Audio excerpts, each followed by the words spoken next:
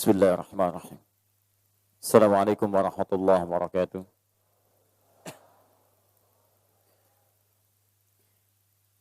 Alhamdulillahi rabbil alamin. Alhamdulillahilladzi khalaqal mauta wal hayata liyabluwakum ayyukum ahsanu amala. Wassalatu wassalamu ala rasulillahin nabiyyil karim alladzi istafahu rabbul alamin liyakuna uswatan linnasi ajma'in faqad amila bi ahsani amala.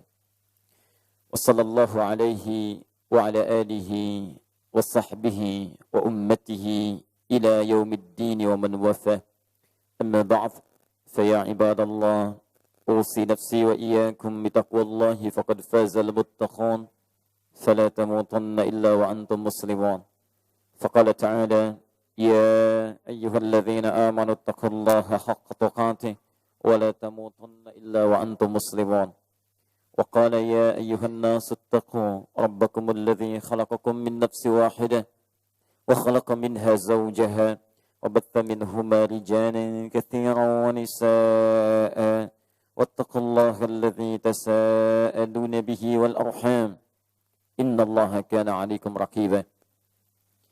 Saudara-saudariku dan pemirsa Akhir TV dimanapun Anda berada, alhamdulillah hari ini dari sekian kesempatan hidup yang Allah anugerahkan pada kita, alhamdulillah saat ini bisa kita manfaatkan dan kita bisa syukuri dengan mengisi hari ini insyaallah lebih baik daripada hari-hari sebelumnya.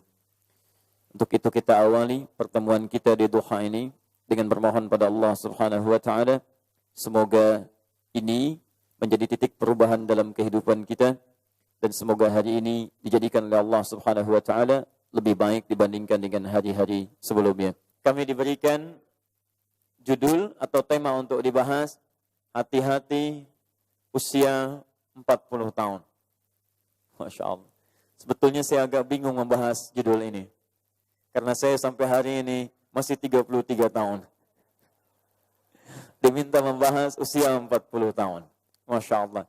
Tapi tidak mengapalah, kita sampaikan informasi Al-Quran, mudah-mudahan jadi pelajaran untuk kita semua, dan kita bahas dari mulai sebelum 40 tahun, pas 40 tahun, dan lebih dari 40 tahun. Supaya lebih adil bahasan kita. Karena di sini saya perhatikan, ada yang di bawah 40 tahun termasuk saya, ada yang pas 40 tahun, dan banyak yang sudah lebih daripada 40 tahun. Baik, bismillah. Ibu dan bapak sekalian, sebelum kita bahas materi kita harus sepakat dulu pada pernyataan bahwa setiap yang membuat, mencipta sesuatu, maka hukumnya mengatakan ia lebih mengerti, lebih paham tentang apa yang diciptakannya. Yang menciptakan pesawat, membuat pesawat, lebih tahu tentang desain pesawat dibandingkan dengan orang yang hanya sekedar menaikinya. Yang membuat motor, lebih tahu tentang keadaan motor dari bahan sampai akhirnya dibandingkan dengan orang yang sekedar menungganginya. Maka kalau hukum ini kita terapkan dalam kehidupan kita, kita ambil aspek logika yang sama, maka yang mencipta manusia itu lebih tahu tentang keadaan manusia dibandingkan dengan orang yang hanya sekedar mengamati atau menjalani kehidupannya. Sepakat sampai sini? Baik. Jadi kalau Bapak Ibu ingin bertanya tentang keadaan motor, tanyanya pada siapa? Pembuat motor. Kalau Anda ingin bertanya tentang tipikal pesawat, tanya pada siapa? Tanya pada Pak Habibie. Baik. Tapi kalau Anda ingin bertanya tentang manusia, maka Anda akan tanyakan pada siapa? Anda harus kembali berpikir logis, jangan tanyakan pada pembuat pesawat, jangan tuturkan kepada pembuat motor, tapi tanyakan kepada yang menciptakan dia. Dan semua akan sepakat bahwa tidak ada yang menciptakan manusia kecuali yang lebih daripada manusia. Tidak ada yang menciptakan makhluk kecuali apa yang disebut dengan khaliq. Jadi makhluk itu yang tercipta, khalik itu yang mencipta. Penciptaannya disebut dengan khalaq. Di khalaqa proses penciptaannya, makhluk itu wujud yang terciptanya, Khalik itu yang menciptakannya. Dan tidak ditemukan dalam paparan kitab suci yang menyebut dirinya Khalik kecuali Rabbul Alamin, Allah Subhanahu wa taala. Quran surah ke-15 ayat ke-28. Mari kita lihat gambarannya. Wa idz qala rabbuka lil malaika. Ketika Rabbmu Muhammad berfirman pada malaikat, inni khaliq. Saya, kata Allah, khaliq. Allah langsung menyebut dirinya dengan khaliq. Jadi kalau ada bahasa sang khaliq, itu artinya kembali pada Allah Subhanahu wa taala. Inni khaliqun basyara. Inni khaliqun basyara. Sayalah yang akan mencipta basyar, manusia. Saya pernah sampaikan bahkan di tempat ini, manusia di dalam Quran disebut dengan 5 nama. Nama pertama disebut dengan basyar, 35 kali disebutkan dalam Al-Quran. Nama kedua disebut dengan ins, bersanding dengan jin. Jadi ketika jin disebut, insnya muncul. Ya ma'syaral jinni wal ins. Wa ma khalaqtul jinna wal ins. Jadi ketika jin muncul, ins muncul. Pasangan ini disebutkan 18 kali dalam Al-Quran. Baik. 3 kadang disebut dengan insan. Insan. Bahkan ada surahnya, surah ke-76. Al-insan. Hal ata alal insan. Ar-Rahman. Allama al-Quran. Khalaqal insan. Iqra bismi rabbikal ladzi khalaq. Khalaqal insan. 65 kali disebutkan dalam Al-Quran. Di 63 ayat berbeda. Di 43 surah yang tidak sama. Insan. Keempat disebut dengan Bani Adam. Bani Adam. Quran surah 7 ayat 31 misalnya. Ya Bani Adam, khudhu zinatakum inda kulli masjid. Bani Adam. 7 kali disebutkan dalam Al-Quran. Dan yang kelima disebut dengan An-Nas. An-Nas. An-Nas. 241 kali disebutkan dalam Al-Quran. Surah paling favorit, surah An-Nas. Qul a'udhu birabbin nas. Masya Allah. 5 kali, 5 nama maksudnya. Disebutkan dengan 5 nama, istilah berbeda, dengan diksi yang tidak sama, dengan penekanan yang berbeda. Jadi kalau Anda nanti membaca Al-Quran, terjemahan bisa sama. Tapi maknanya itu berbeda penekanannya. Anda disebut Bashar, beda dengan penamaan ins. Anda disebut ins, lain dengan insan. Anda disebut insan, tidak serupa dengan Bani Adam. Anda disebut Bani Adam, tidak sama dengan An-Nas. Nah sekarang ketika Allah mengatakan saya akan mencipta manusia, Allah langsung menyebut dirinya dengan Khaliq. Quran surah 15 Al-Hijr ayat 28. Wa idz qala rabbuka lil malaikati inni khaliqun basyara. Saya Khaliq, saya yang mencipta manusia.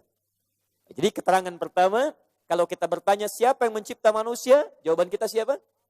Allah. Siapa Khaliq? Allah. Dan semua manusia ketika ditanya, karena Allah menyebut saya mencipta manusia, maka fitrah manusia akan cenderung ketika ditanya siapa yang menciptakanmu, dia akan mengembalikan kepada Allah Subhanahu wa taala. Orang yang belum kenal Allah, dia akan memanggil dengan kalimat yang berbeda karena belum mengenalnya. Minimal dia sebut Tuhan. Minimal dia sebut Tuhan. Karena itulah nanti ketika Allah menyebutkan Tuhan akan dikembalikan kepada Allah Subhanahu wa taala. Ya, la ilaha illallah. Ya, Quran surah ke-47 ayat 19. Fa'lam annahu la ilaha illallah. Fa'lam, Anda mesti tahu. Annahu, bahwa sesungguhnya ditetapkan la ilaha. Tidak ada Tuhan yang layak disembah, yang diakui, yang punya nama khusus. Kecuali illallah, Allah. Karena itu, nanti dalam ilmu tauhid, turunan dalam cabang bahasanya, fiqh lughatit tauhid. Fikih bahasa khusus membahas tentang tauhid. Ini satu resep saya berikan hari ini. Saya berikan satu rahasia penting dalam ilmu tauhid di bidang bahasanya. Saya bagi untuk kita saja hari ini. Ini rahasia sebetulnya. Baik. Jika Anda ditanya, apa buktinya Allah satu-satunya Tuhan dan tidak ada yang lain yang dibenarkan sebagai Tuhan? Perhatikan. Satu yang luar biasa yang membuktikan Allah sebagai Tuhan dan tidak kita bisa akui yang lain sebagai Tuhan, salah satunya nampak pada penamaannya. Allah memiliki nama khusus yang dengan nama ini akan menunjuk langsung kepada Allah Zat yang mencipta dan layak disembah yang tidak serupa dengan nama-nama lainnya. Apa di antara cirinya? Perhatikan baik-baik. Dan inilah jawaban dari Al-Quran ketika Nabi ditanya oleh masyarakat Quraisy pada saat itu. Mereka berkata, ya Muhammad, siapa nama Tuhanmu yang benar? Kamu kok mengatakan Rob, Rob, Rob? Jadi ketika menerangkan Tuhan, Nabi mengatakan, Qul a'udzu birabbil falaq, Rabb. Qul a'udzu birabbin nas, Rabb. Kata mereka, kalau cuma Rabb, kami juga punya Rabb. Ini Lata, ini Azza, ini Manat, ini pun Rabb yang merawat kami, yang memberikan petunjuk pada kami. Rabb kamu siapa? Maka diberikanlah nama khusus yang dengan nama ini tidak akan dimiliki oleh nama-nama yang lainnya. Qul, turun Quran surah ke-112. Qul, katakan Muhammad, huwa, yang dimaksud dengan Rabb yang mereka tanya itu Allah. Allah. Allah. Tidak sekadar Allah, tapi diberikan sifat keutamaannya. Ahad. Qul huwallahu ahad. Masya Allah. Sekarang hari apa? Bukan. Jangan mengarang. Awas, kita sudah punya perjanjian di awal pertemuan kita. Kalau antum menyalahi ini, saya nggak akan datang lagi ke sini. Nah, sekarang hari apa? Bukan, Bu. Bukan, jangan mengarang. Kalau tidak tahu, katakan apa? Sekarang hari apa? Oh, tidak ada, wallahu a'lam. Nggak ada hari wallahu a'lam. Masya Allah. Silahkan tanya. Al-yawm al-an, what day is it today? Wallahu a'lam. Masya Allah, nggak ada. Bingung orang. Baik. Nggak hafal hari. Masya Allah. Besok hari apa? Senin tuh, itu hafal. Baik, jadi sekarang hari apa? Bukan minggu. Nggak ada minggu. Nggak ada minggu. Minggu itu nanti dibawa. Nanti saya kisahkan tentang minggu kalau nanti ada waktunya cukup. Buka di kitabnya Risalah Ahlussunnah wal Jamaah karya Syekh Muhammad Hashim bin Asy'ari yang mendirikan Nahdlatul Ulama tanggal 31 Januari 1926. Beliau punya 19 kitab, buka kitab keduanya Risalah Ahlussunnah wal Jamaah. Halaman ke-14 paling kanan sebelah atas, paragraf pertama baris 5 sampai 7. Nanti di baris kelima pojok sebelah kiri sampai 7 kita nanti akan temukan kapan berubah jadi minggu salah satunya. Tayyib. Sekarang bukan hari Ahad, bukan minggu, sekarang Al-Ahad. Ada alif lamnya. Cuman diserap ke dalam bahasa Indonesia, alnya hilang jadi ahad. Gak pakai o. Oh, tidak. Ahad. Sama Senin dari kata al-isnin, alnya hilang jadi isnin, diserap ke bahasa Indonesia jadi Senin. Sebetulnya banyak serapan ke dalam bahasa Indonesia dari bahasa Arab. Ya, Selasa dari thalatha, thulatha, Rabu dari arbi'a, Kamis dari khamis. Jadi diserap dari bahasa Arab ke bahasa Indonesia, banyak serapannya. Dan berita baiknya, itu sekitar 60 kosakata dalam 60% bahasa Indonesia itu salah satunya banyak dari bahasa Arab. 60% kosakata bahasa kita itu banyak serapan dalam bahasa Arab. Jadi kalau orang Indonesia belajar bahasa Arab itu akan lebih cepat bisa dibandingkan dengan bangsa lainnya. Betul, Bu. Saya baru datang beberapa pekan dari Arab kemarin, itu saya lihat anak-anak kecil begini di Arab udah bisa bahasa Arab. Saking gampangnya. Pertanyaan, lihat sini. Ada ahad, ada al-ahad, itu berbeda. Saya jawab ahad saja, supaya kita lebih cepat sampai ke materi. Perhatikan gini, ahad. Qul huwa, katakan Muhammad huwa, dia yang ditanya tentang sifat Rabb itu, dia yang ditanya tentang ketuhanan itu, dia yang diinginkan namanya diketahui Tuhan itu, huwa, dialah Allah, ahad. Namanya Allah, sifat Allahnya ahad. Apa artinya ahad? Tahan sebentar ya. Ada ahad, ada wahid, itu beda. Kalau wahid itu satu, tapi masih mungkin ada dua. Wahid, itsnin, talata, arba'a, khamsah, dan seterusnya. Kalau sudah wahid, pasti ada dua, ada tiga, dan seterusnya. Jelas? Tapi kalau sudah ahad, ahad itu artinya satu-satunya yang tidak akan pernah ada dua. Kurang tidak, lebih mustahil. Di satu tidak akan pernah ada duanya, tidak akan kurang dari itu. Paham? Baik, makanya ketika menyebutkan kalimat wahid dilekatkan kepada Allah, akan harus disambungkan dengan kata ilah sebelumnya. Tidak boleh berdiri sendiri. Quran surah kedua Al-Baqarah ayat 163 misal, paling kiri sebelah bawah. Wa ilahukum ilahu wahid. Ketika ada kata wahid, ada ilah sebelumnya. Tapi kalau kata ahad, dia nggak ada masalah. Ahad cuma satu, nggak ada yang lain. Jadi tidak ada setelahnya, tidak ada kurang daripada itu. Perhatikan, sifat namanya saja ahad. Menunjuk pada zat yang satu, kalaupun dihilangkan setiap hurufnya, akan tetap menunjuk pada zat yang satu serupa. Yuk kita lihat baik-baik. Saya bandingkan ya. Allah. Saya turunkan ke sini.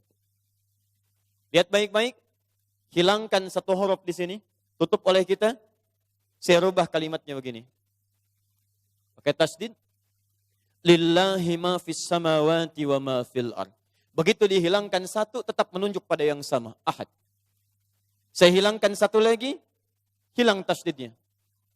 Lahu ma fis samawati wa ma fil ard. Lahu mulkus samawati wal ard. Masih menunjuk pada zat yang sama. Saya hilangkan lamnya satu, begini, jadi ha. Hu. Hu itu singkatan dari kata huwa. Singkatan dari huwa. Sebab kalau Anda berhenti pada kalimat huwa, berhenti di sini, maka wa-nya nggak dibaca. Jadi hu. Contoh, Quran surah kedua Al-Baqarah ayat 255. Paling kiri pertengahan. Ayat kursi. Allahu la ilaha illa hu. Huwal hayyul qayyum. Anda berhenti pada kata huwa. Allahu la ilaha illa hu. Wakaf di sini. Hu. Singkatan dari kata huwa. Hu. Huwa. Masih menunjuk kepada ahad. Kalau Anda bertanya, siapa huwa ini? Dari mana taunya ke Allah? Balikan ke surah Al-Ikhlas. Kul huwa Allah. Katakan huwa, yang dimaksud dengan huwa ini Allah. Kembali ke sini. Saya hilangkan langsung hu-nya, habis semua. Hilang. Sesuatu yang hilang, tidak terlihat, tidak nampak, disebut dengan ghaib. Quran surah kedua Al-Baqarah ayat ketiga. Alladzina yu'minuna bil ghaib. Masih kembali kepada Allah.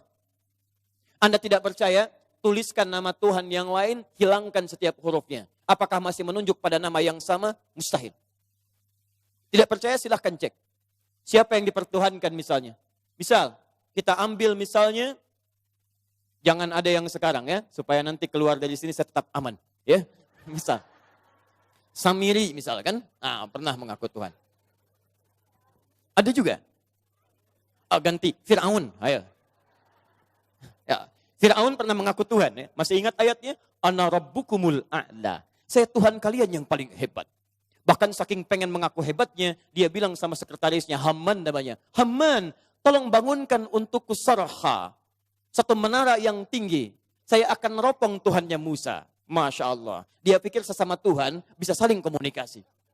Dia lupa bahwa sifatnya berbeda dengan Tuhan yang hak. Tayyib, Fir'aun mengaku Tuhan. Fir'aun. Masya Allah. Antum gak usah coba-coba mengaku Tuhan. Kalau sekarang ada yang mengaku Tuhan, katakan Anda terlambat. Karena sudah ada Fir'aun sebelumnya. Kalau ada yang mengaku Nabi, sampaikan sekarang. Anda kurang hebat, kalah sama Fir'aun. Jadi sudah, gak usah banyak menyaingi Fir'aun, karena Anda gak akan menang. Lihat, Fir'aun mengaku Tuhan. Kita hilangkan salah satunya. Lihat baik-baik, F-nya kita hilangkan. Jadi apa namanya? Fir'aun. Masya Allah. Menunjuk pada nama yang sama? Tidak. Saya hilangkan satunya. Baca. Raun. Saya hilangkan lagi nama yang satunya. Aun. Saya hilangkan A-nya. Jadi apa? Un. Saya hilangkan un-nya. Jadi apa? En. Saya hilangkan N-nya. Jadi apa? Jadi mumi. Habis. Makanya diabadikan oleh Allah. Jasadnya sampai sekarang ingin menunjukkan bahwa ini yang mengaku Tuhan tidak bisa menyelamatkan dirinya sendiri. Hilang setiap hurufnya. Tidak ada nilai ketuhanannya. Silahkan Anda keluarkan sekarang yang dianggap Tuhan, yang dipertuhankan, berikan rumus ini. Anda tidak akan pernah temukan Khalik yang sesungguhnya, zat yang sesungguhnya, kecuali ini. Dari namanya saja sudah menunjuk pada Tuhan yang hak. Dan dia mengatakan, Inni Khalik. Kalau ada yang mengaku Tuhan, maka sayalah Tuhan yang benar. Khalikun basyara. Saya yang menciptakan manusia. Jadi kalau ditanya siapa yang mencipta manusia? Allah. Jelas sampai sini? Kalau sudah jelas, mari kita turunkan sampai menemukan 40 tahun.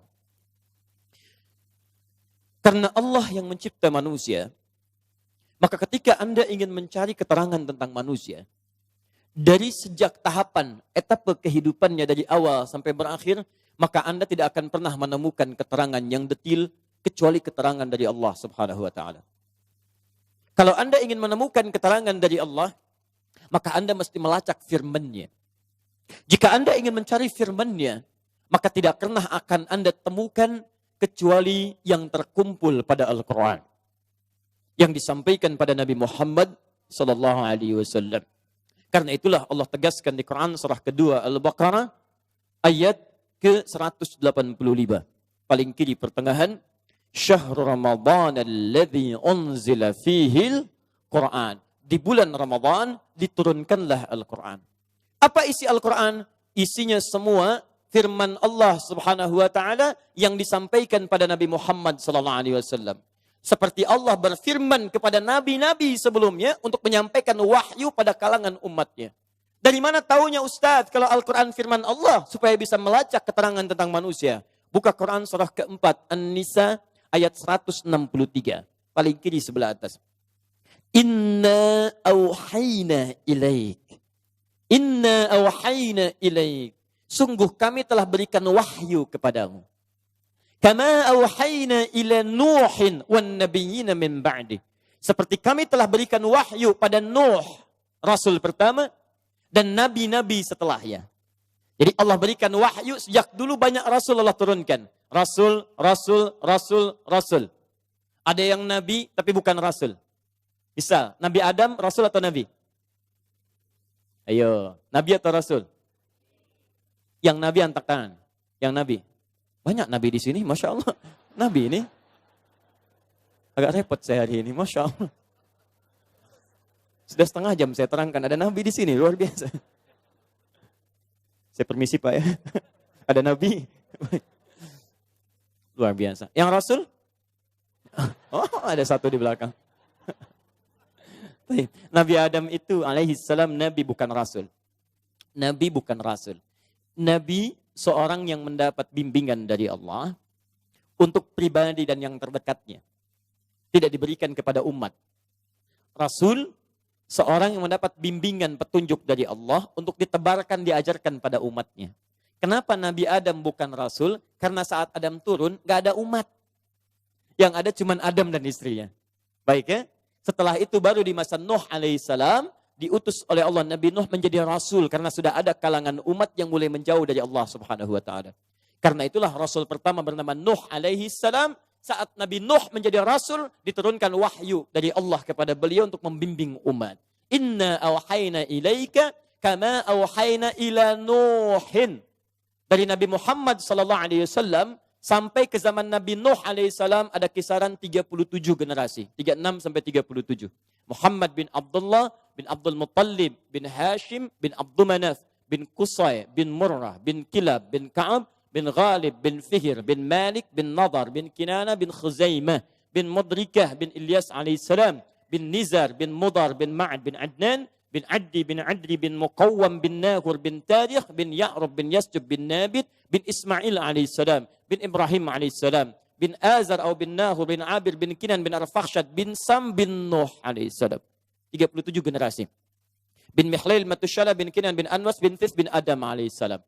Nabi Nuh menerima wahyu, nabi-nabi setelahnya menerima wahyu, nabi terakhir Muhammad sallallahu alaihi wasallam menerima wahyu. Wahyunya disebut dengan Al-Quran kumpulannya. Turun di bulan Ramadan, turun ayat ke-185 surah kedua. Syahrul Ramadan alladzi unzila fihil Quran. Jadi kalau Anda sampai sekarang ingin mencari di mana keterangan firman Allah, di mana saya ingin mencari tentang hakikat diri saya sebagai manusia, temukan dalam Al-Quran wahyu yang diturunkan oleh Allah kepada Rasul yang terakhir. Jelas sampai sini? Kalau sudah paham sampai sini, sekarang baru kita turunkan turunan materinya. Saya mohon izin untuk memperlambat uraiannya sehingga mudah kemudian kita cerna dan kita pahami. Sepakat sampai sini? Baik. Jadi ini baru muqaddimah, sekarang baru mulai materinya. Bismillah. Saya hapus dulu ya. Baik. 1. Iya Bu ya, saya tidak sampaikan lagi. Datang sendiri, terangkan sendiri, tulis sendiri, hapus sendiri. Masya Allah. Luar biasa. Ya ya. Bismillah. Fokus. Kita turunkan keterangan tentang manusia dulu. Sampai menemukan 40 tahun. Setelah itu baru kita turunkan turunan amalnya. Apa yang wajib hati-hati. Apa yang harus kita kerjakan. Apa yang kita akan bawa pulang. Baik, bismillah. Mohon izin saya tulis agak cepat. Nanti saya terangkan dengan sedikit lebih lambat. Sepakat? Alhamdulillah. Ibu kelihatan? Belum saya tulis. Bagaimana bisa kelihatan? Ibu kenapa hari ini? Sudah ngaku nabi, udah kelihatan luar biasa. 1 Quran surah ke-15 ayat ke-28 dicipta sebagai manusia. Kemudian diperkenalkan sebagai khalifah, Quran surah kedua ayat 30. Diberi nama dengan Adam, Quran surah kedua ayat 31. Diminta malaikat hormat, Quran surah kedua ayat 34. Dimasukkan ke surga sementara, Quran surah kedua ayat 35. Diturunkan ke bumi, Quran surah kedua ayat 36. Diberi keterangan bahwa bumi itu sementara. Diberikan petunjuk, Quran surah kedua ayat 38, paling kanan sebelah atas. Baik.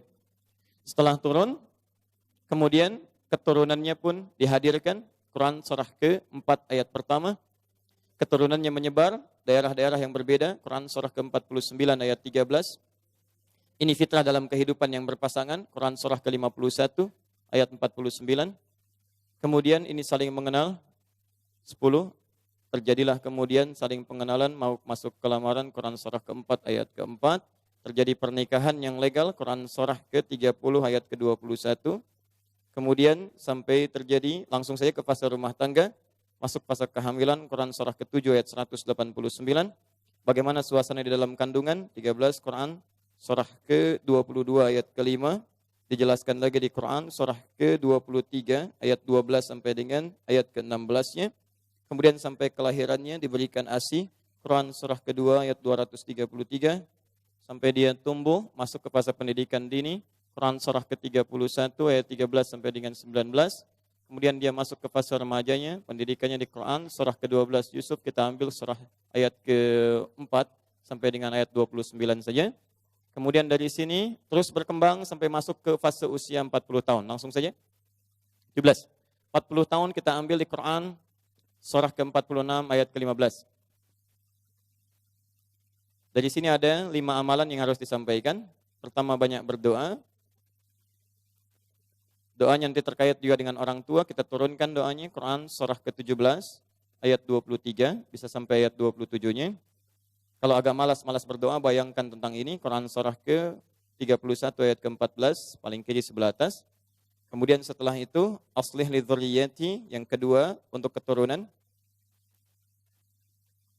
Visinya adalah mengajak semua keturunan ke surga, Quran surah ke-52 ayat 21, disambut di surga oleh para malaikat, Quran surah ke-13 ayat 23 sampai dengan 24. Bagaimana menyiapkan ini ke surga, dipilih dulu surga mana yang akan jadi targetnya. Ada surga pertama di Quran surah ke-4. Di ayat kita ambil misalnya ayat 69 dulu, 63 dulu. Kemudian setelah itu yang kedua di Quran surah ke-51 ayat 15 sampai dengan 23 amalannya. Kemudian setelah itu diambil di Quran surah ketiga ayat 133 sampai 134. Atau ambil yang level biasa di Quran surah kedua ayat 25. Nanti amalannya kita turunkan. Setelah itu kita hapus dulu. Baik. Selanjutnya kita turunkan. Setelah ini tubtu ilaik, kemudian tubtu taubat. Saya turunkan lagi. Amalan taubat kita turunkan Quran surah ke-66 ayat ke-8, taubatnya harus taubat nasuha. Cara taubatnya ada di Quran surah ke-4 An-Nisa ayat 17 sampai 18. Sampai taubat itu dicintai oleh Allah Subhanahu wa taala di akhir surah kedua ayat ke-222, akhir ayatnya. Kalau Anda benar-benar taubat, maka akan dicintai Allah. Cinta bisa menggugurkan dosa. Quran surah ketiga ayat ke-31. Kesalahan juga bisa dihapuskan. Kita turunkan lagi. Kemudian minal muslimin, menjadi muslim yang patuh, lebih taat pada Allah. Patuh dan taat terturunkan dulu, komitmennya di Quran surah ketiga Ali Imran ayat 102. Turunannya kemudian kita dapatkan cita-citanya di Quran surah 19 Salam ayat ke-15. Amalannya ada di Quran surah kedua Al-Baqarah ayat 208. Paling kiri agak sedikit ke bawah. Tafsir ini kita temukan nanti di hadis riwayat Muslim. Juz pertama, nomor hadis yang ke-8. Riwayat Umar bin Khattab radhiyallahu taala anhu. Di sini ada 5 amalan kalau ingin mempertahankan ini sampai wafat. 1, 2, 3, 4, 5.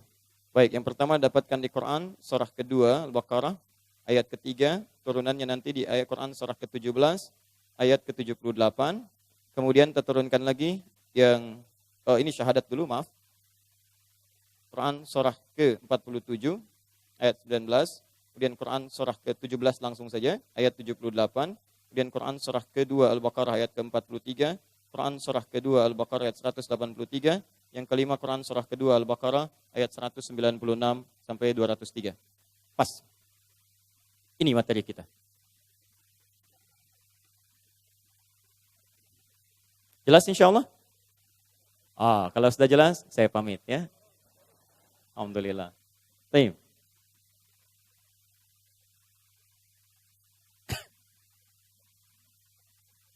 Sudah?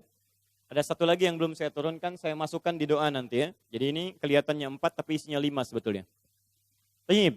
Bismillahirrahmanirrahim. Kita mulai materi kita. Bapak Ibu sekalian, di antara keistimewaan Al-Quran yang sekaligus menegaskan bahwa Al-Quran firman Allah, bukan rekayasa manusia, juga kitab yang sesungguhnya, yang membenarkan kitab-kitab sebelumnya, di antara kebenarannya menunjukkan kepada kita isyaratnya lewat penciptaan manusia. Tidak ada satupun kitab sampai hari ini yang menerangkan kepada kita, bahkan yang dianggap suci, menerangkan tentang manusia secara detil dari sejak penciptaan sampai kembalinya kepada Allah, kecuali hanya Al-Quran saja. Saya alhamdulillah punya koleksi kitab-kitab lain di rumah. Saya punya koleksi dari Taurat, bahkan dari versi bahasa Arabnya.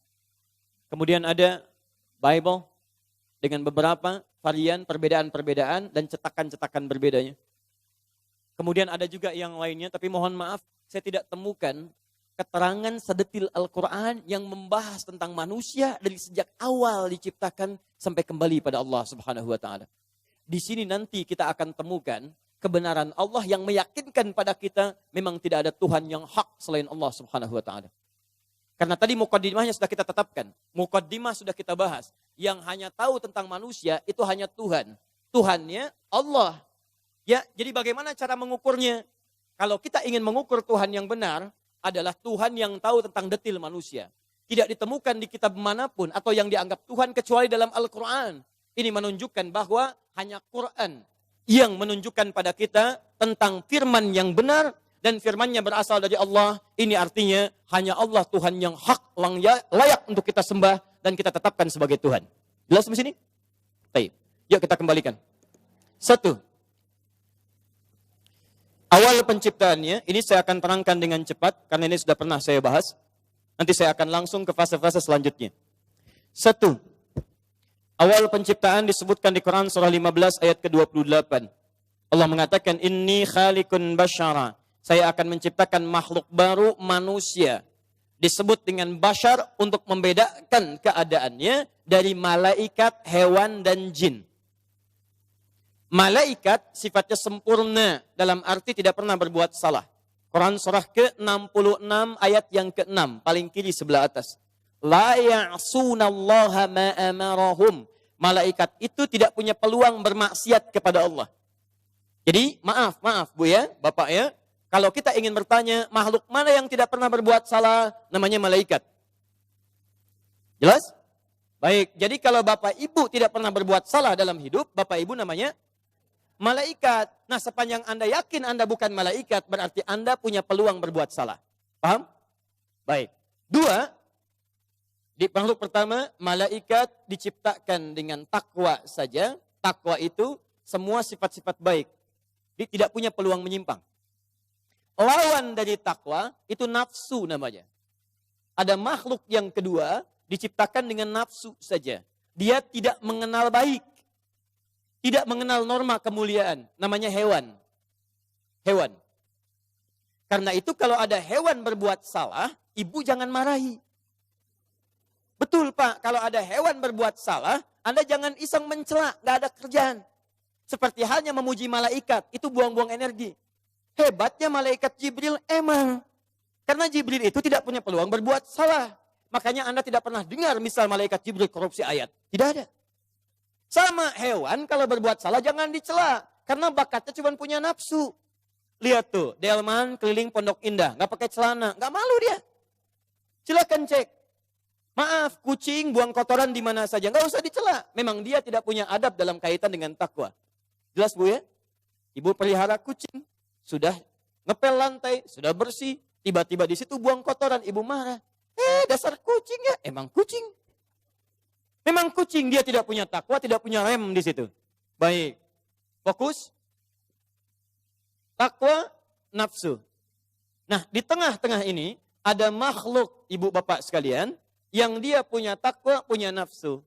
Kalau digabungkan dua sifat ini, maka namanya akan merubah dari malaikat, dari hewan menjadi bashar namanya. Basharun. Singkatnya bashar itu makhluk tampak yang terlihat yang menggabungkan dua sifat antara takwa dengan nafsu. Ini. Di manusia ketika diciptakan oleh Allah diperkenalkan dengan nama bashar, menunjukkan kesan bahwa dalam dirinya ada potensi takwa, cenderung pada kebaikan, saat yang sama dia bisa berbuat salah dengan nafsunya. Paham?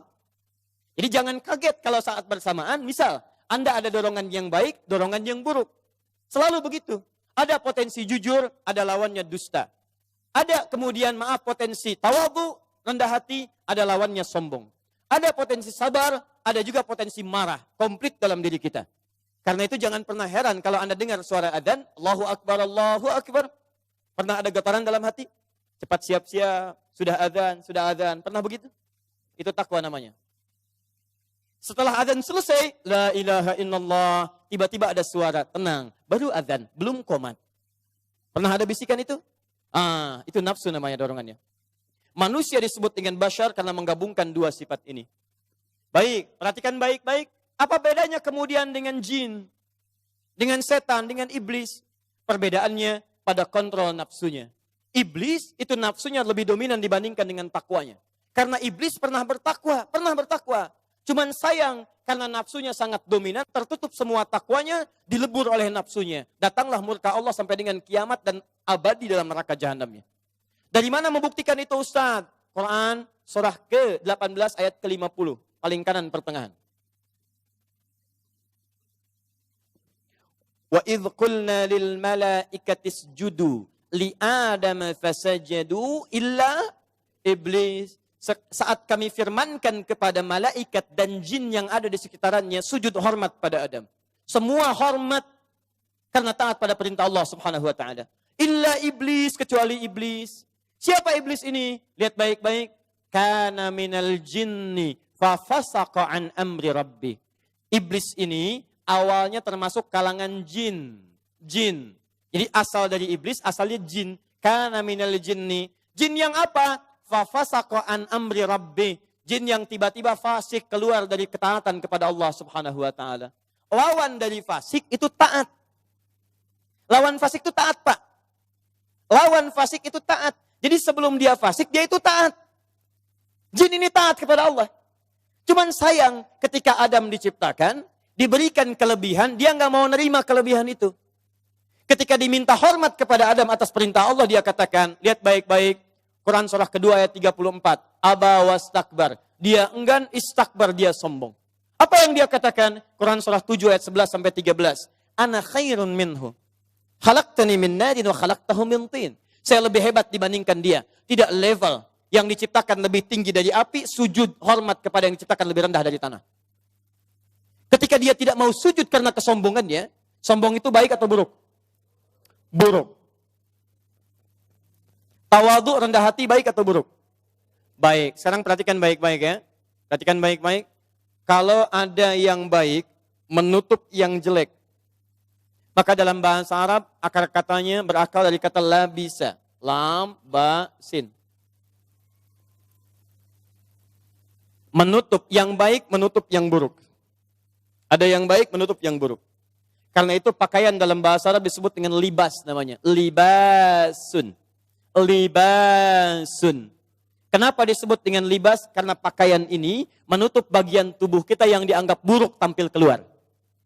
Makanya disebut aurat. Aurat itu terbuka. Sesuatu yang terbuka ditutup. Kita nggak mau terbuka.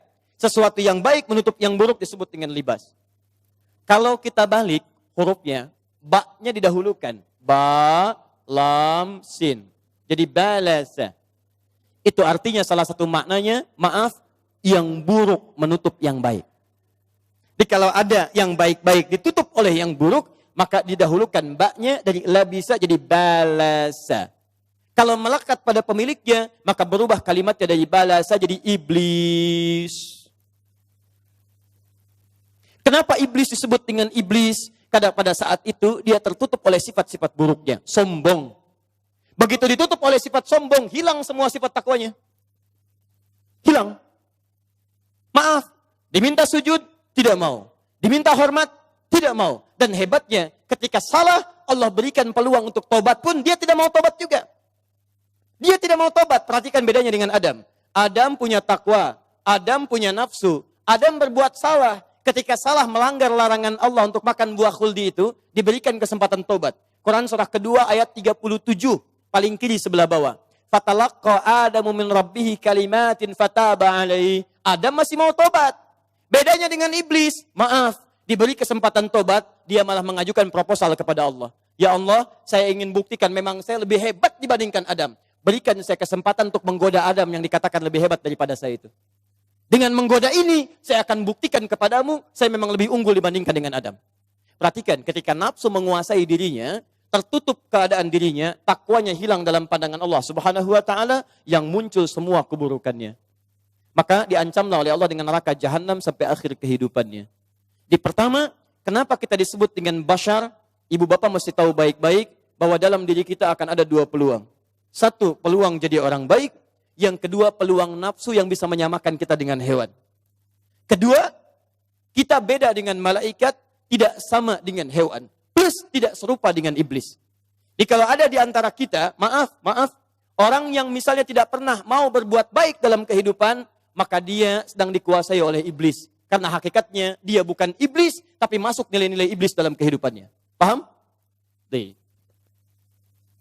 Sudah, ini satu, saya bahas.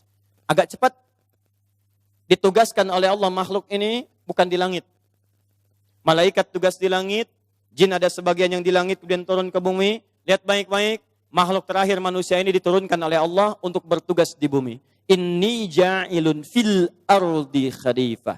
Hei malaikat, hei jin, saya ciptakan makhluk baru ini dengan satu tugas. Tugasnya bukan di langit tapi fil ardi. Di bumi sebagai apa? Khalifah. Selesai. Satu, diciptakan manusia. Kedua, tugas kehidupannya ada di bumi. Jadi kalau ada seseorang bernama manusia, pasti hidupnya di mana? Di bumi. Baik, sekarang Bapak Ibu di mana? Bukan, di Pondok Indah. Masjid Raya Pondok Indah. Pondok Indah bagian dari bumi? Bagian dari bumi. Berarti kita manusia normal. Tiga, agak cepat. Nama pertamanya disebut dengan Adam. Wa 'allama Adamal asma'a kullaha. Detil. Awal penciptaan dibedakan sifatnya dari makhluk lain, tugasnya diberikan. Yang ketiga, nama manusia pertamanya disebutkan Adam. Dah? Punya keunggulan, dihormati oleh malaikat. Quran surah kedua ayat 34. Agak cepat. Setelah itu diperkenalkan tempat kehidupan aslinya, surga. Quran surah kedua ayat 35. Sekarang akan saya lambatkan karena ini inti bahasan kita. Perhatikan baik-baik. Saat Allah menyebutkan surga di ayat ini sekaligus menginformasikan pada kita bahwa tempat utama kita itu adalah di tempat ini, surga. Perhatikan kalimatnya, wa qulna, dan kami tegaskan kepada Adam. Kami firmankan kepada Adam, ya Adamuskun anta wa zaujukal jannah. Hei Adam, saya firmankan padamu dan pasanganmu, istrimu, uskun anta. Uskun anta. Uskun dari kata sakana. Dari sini muncul kata sakinah. Tempatnya disebut dengan maskan. Tempat muara asal disebut dengan maskan. Di Quran ingin mengatakan, hei Adam, hei istrimu, cepat tinggali di sini. Ini tempat asalmu di sini. Ini muaramu di sini. Di mana itu? Jannah. Jadi pertama kali Allah firmankan pada malaikat, pada jin, pada makhluk sekitaran, maaf, Allah tegaskan kepada kita semua bahwa tempat asal kita, tempat muara kita, tempat abadi kita bukan bumi, tapi surga. Di semua kita itu tempatnya surga, Bu, Pak. Tidak cukup dengan amin, harus tahu dulu kita. Ya. Surga. Bumi itu bukan tempat kita. Bumi cuma sementara saja. Karena tempat kita di surga, Bapak kita pernah di surga, turun ke bumi untuk menjalankan misi sebagai khalifah, kemudian balik lagi ke surga. Makanya kata Nabi, mohon maaf, kata Nabi, semua umatku itu akan masuk surga. Illa man aba, kecuali yang tidak pengen. Itu masalahnya. Jadi kalau ada orang masuk neraka bukan ke surga, bukan karena Allah nggak mau dia masukkan ke surga, bukan. Karena orang ini memang tidak pengen masuk surga. Itu masalahnya. Ada yang saat mudik tidak mau pulang? Ada. Ini saya gambarkan ilustrasi sederhana. Pelan-pelan ya, lihat baik-baik. Ibu bapak kalau mudik itu, di kita di Indonesia khususnya, biasanya pada saat apa? Saat lebaran. Perhatikan baik-baik. Apakah setiap orang yang mendapati lebaran akan mudik? Tidak. Siapa yang mudik? Yang mampu. Lebih tepatnya, yang punya bekal untuk pulang. Silakan Anda cek. Bukan dia tidak mampu, tapi bekalnya nggak ada. Saya pernah tanya pada seseorang, kenapa Anda tidak mudik? Ustaz, saya tidak punya bekal. Tapi yang punya bekal, lihat baik-baik. Dia mencari semaksimal mungkin. Dia dapatkan bekalnya, Masya Allah. Begitu tiba waktunya, Masya Allah. Dia tempuh jarak yang cukup panjang, dia gunakan keadaan sederhana, tapi bekalnya luar biasa. Motornya bebek Pak, tapi bekalnya singa Bu, luar biasa. Di belakangnya dimodifikasi lagi, pakai pelepah pisang, masukin dus lagi, Masya Allah. Dituliskan pakai kertas di belakangnya, aku pulang, tunggu aku ya, Masya Allah. Luar biasa. Kenapa dia bahagia? Karena dia punya bekal. Makanya hebatnya luar biasa, kemudian dia sampaikan pada keluarganya, saya mau mudik ya. Ketika tahu yang di rumah akan kedatangan tamu akan mudik, maka apa yang terjadi? Bahagianya luar biasa. Rumah ditata dengan baik, dicat dirapihkan, yang tidak ada dia ada-adakan. Bahkan spesial, yang tadinya mustahil ada, jadi ada. Kalengnya kongwan, isinya rangginang. Cuman ada pas mudik. Cuman ada pas mudik, jadi yang tidak ada pun dia ada-adakan, cuman saat mudik. Anda bisa bayangkan kalau hukum dunia saja saat mudik ke tempat asal mengharuskan kita punya bekal, maka bagaimana dengan hukum akhirat yang abadi? Makanya orang-orang yang punya bekal itu cenderung cepat ingin pulang. Orang-orang yang punya bekal cenderung tenang pulangnya. Makanya saat dia akan pulang dalam meninggalnya pun tenang Bu. Silahkan Ibu cek. Tenang luar biasa. Quran surah 89 ayat 27 sampai 30. Ya ayyatuhan nafsul mutmainnah, hei jiwa-jiwa yang tenang. Mau meninggal aja tenang. Tenang, tenang, tenang. Bahkan ada sementara yang menyiapkan tempat persiapan meninggalnya. Ada yang sudah bikin makam sendiri, punya rasa. Ada yang menyiapkan pakai kain kafan sendiri, lalu mengatakan pada anaknya, ya idza mittul ana fala tut'imul jiwar. Kalau papa meninggal sekarang tolong jangan repotkan tetangga. Pakai kain kafan, sebagian tinggal disempurnakan. Begitu dipakai, asyhadu an la ilaha illallah, asyhadu anna muhammadar rasulullah. Meninggal. Ada yang meninggal dalam keadaan sujud, saking banyak yang bekal yang didapatkan. Yang tidak punya bekal gelisah. Gelisah, bahkan ada yang takut. Ada yang gak mau keluar. Makanya di Quran surah 8 ayat 50, malaikat sampai pukul-pukul badannya. Keluar kamu, keluar kamu, keluar kamu. Ada yang pukul-pukul, ada yang ngamuk-ngamuk dan sebagainya. Kenapa? Karena takut pulang dia tidak punya bekal. Karena itulah orang-orang yang pulang dengan bekal yang baik, maka dia disambut saat pulangnya. Nanti kita turunkan ayatnya saat kita sampai ke ujungnya. Saya teruskan sebentar, fokus sini. Maaf, kita simpulkan dulu. Di tempat kita asalnya di mana? Di surga. Kalau bumi itu sementara atau abadi? Sementara. Tugasnya apa? Mencari bekal sebagai khalifah untuk pulang ke rumah kita di surga. Paham? Lihat baik-baik. Makanya saat Allah turunkan Adam ke bumi, Allah berikan peringatan pada seluruh anak cucunya. Perhatikan baik-baik kalimatnya. Lihat di pertengahan ayat sampai ujungnya. Walakum fil ardi mustaqarrun wa mata'un ilahin.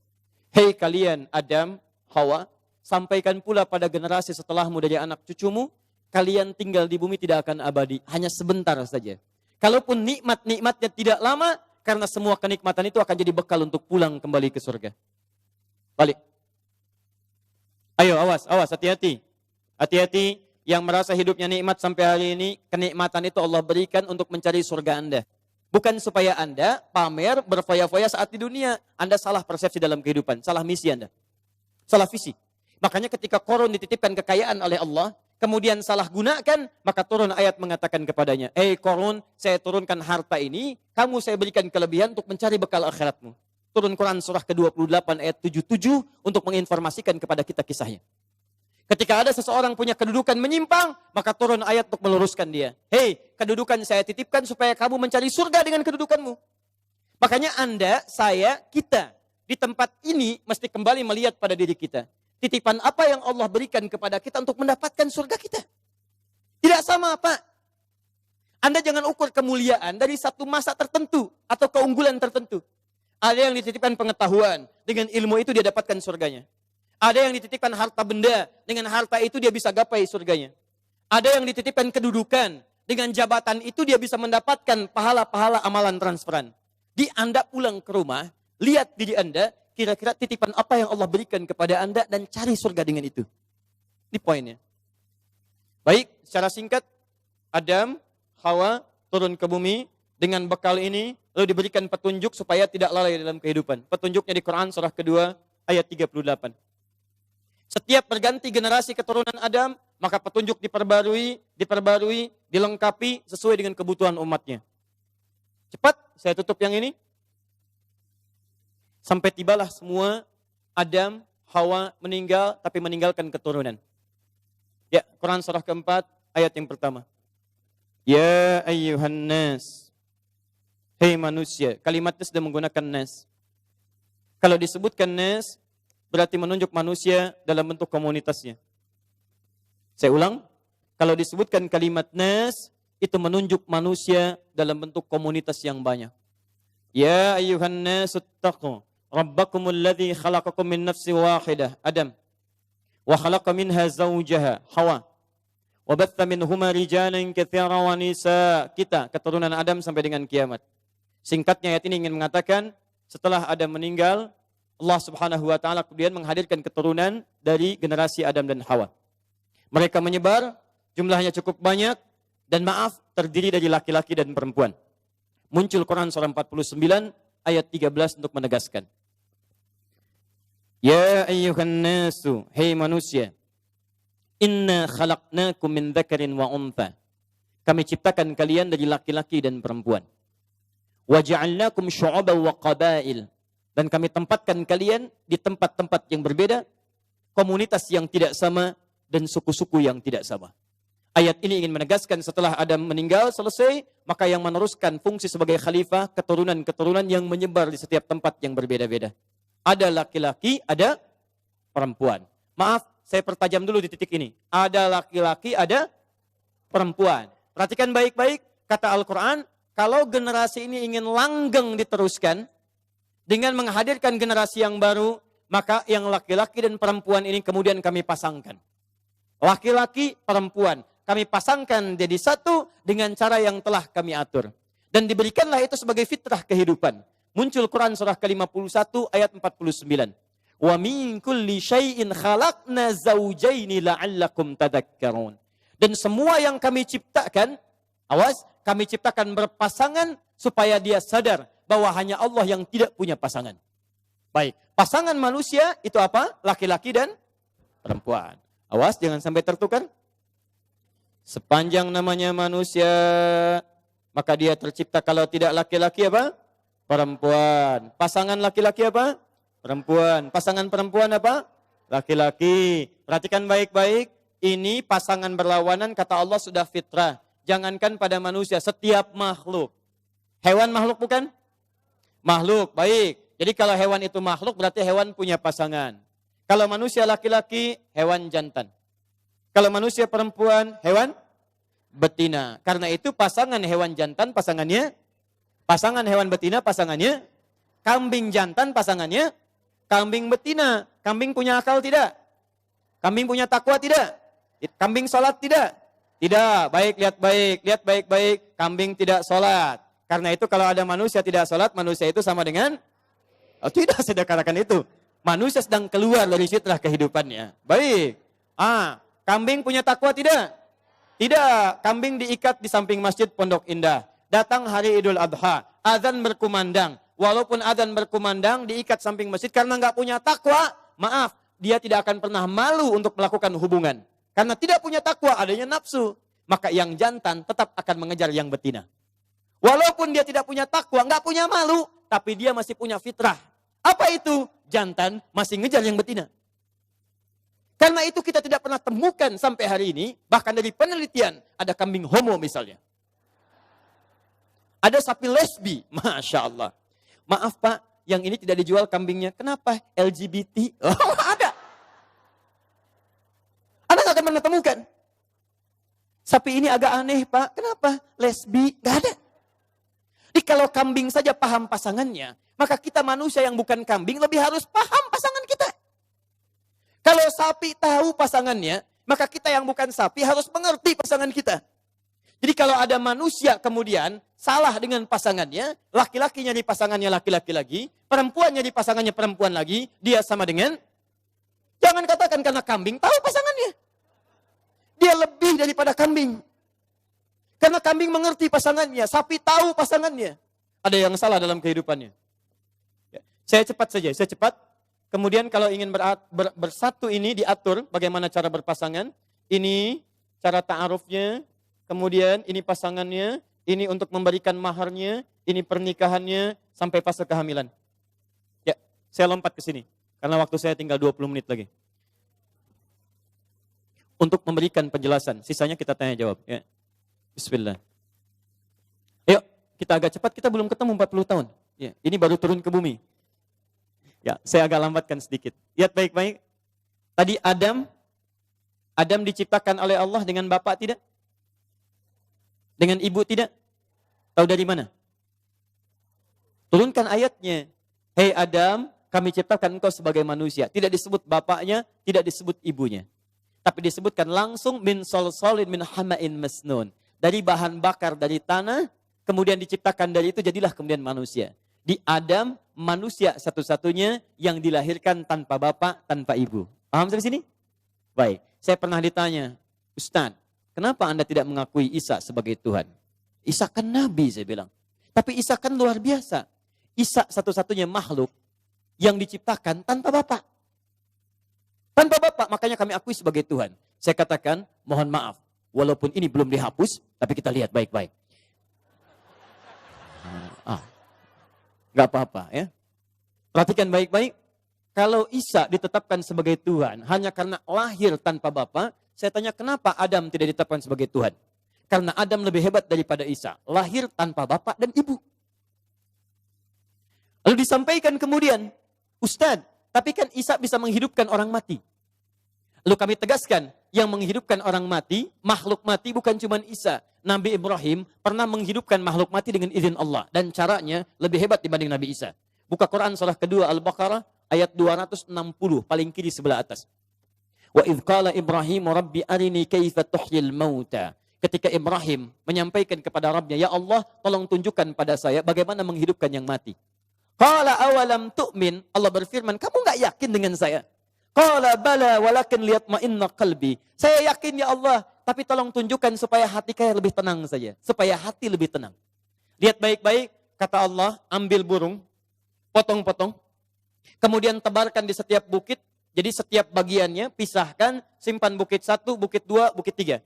Thummad'uhunna ya'tinaka sa'ya. Kamu tinggal panggil, hei datang dengan izin Allah. Isa manggil, hei hidup dengan izin Allah. Ibrahim manggil, hei hidup datang dengan izin Allah. Nabi Isa menghidupkan yang mati, maaf masih utuh. Ditepuk, bangun dengan izin Allah. Nabi Ibrahim lebih canggih. Dipotong-potong dulu, disebar, dipanggil, hidup dengan izin Allah. Nyatu lagi dengan izin Allah subhanahu wa ta'ala. Lalu kami sampaikan, kalau Nabi Ibrahim menghidupkan yang lebih canggih dengan izin Allah, kenapa beliau tidak disebut sebagai Tuhan? Makanya di sini, kemudian Allah menegaskan, inna, awas hati-hati, sungguh penciptaan Isa itu seperti halnya penciptaan Adam. Kamatsali Adam, seperti halnya penciptaan Adam alaihissalam. Maksudnya sama-sama sebagai manusia, sama-sama bersumber dari ciptaan Allah subhanahu wa ta'ala. Paham sampai sini? Sekarang kita kembalikan. Saya ulang baik-baik. Tadi yang diciptakan tanpa ayah dan ibu siapa? Adam alaihissalam. Nah, setelah Adam turun ke bumi, kemudian bersanding dengan Sayyidah Hawa, dari situlah melahirkan keturunan-keturunan. Keturunannya disebut dengan Bani Adam. Semua anak cucu Adam akan berproses kehidupan berbeda dengan Adam. Kalau Adam tidak melalui fase kandungan, maka semua anak cucu Adam akan melalui proses kandungan. Disebut dengan Bani Adam. 7 kali dalam Al-Quran. Ya. Perhatikan baik-baik. Bani, anak keturunan. Adam dari Adam plus istrinya. Hawa. Jadi kalau kita akan cari keturunan kita, semua akan tersambung ke Adam.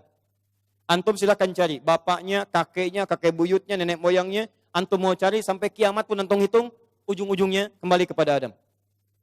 Nabi Isa kembali kepada Adam. Isa punya ibu Maryam, diproses dalam kandungan. Maryam punya ayah namanya Imran. Imran punya istri namanya Hannah. Imran satu jalur dengan Yusuf. Ya, di situ ada Nabi Zakaria. Yusuf naik lagi ke atasnya ada Yakub. Yakub kemudian anaknya Ishak. Ishak anaknya Ibrahim alaihissalam jami'an. Ibrahim nyambung ke Adam alaihissalam. Dari jalur Ibrahim ada Nabi Ismail. Dari Nabi Ismail ke Nabi Muhammad SAW. Dari situ kemudian turun sampai ke kita sekarang. Jadi semua kita kalau akan dicari semua sumbernya ke Adam alaihissalam. Bedanya dengan Nabi Adam, Adam dicipta tanpa proses kandungan. Semua anak cucu Adam dicipta oleh Allah dengan proses kandungan. Nah, dengan cepat dalam kandungan inilah kemudian berproses Quran surah 7, kandungan lemah sampai dengan kelahiran. Dari situ kemudian fokus baik-baik. Ada proses dalam kandungan, Quran surah 22 ayat 5, Quran surah 23 ayat 12 sampai dengan 16. Di sini saya akan berhenti sejenak, saya langsung sambungkan ke fase 40 tahun. Yuk lihat Quran surah 22 ayat kelima.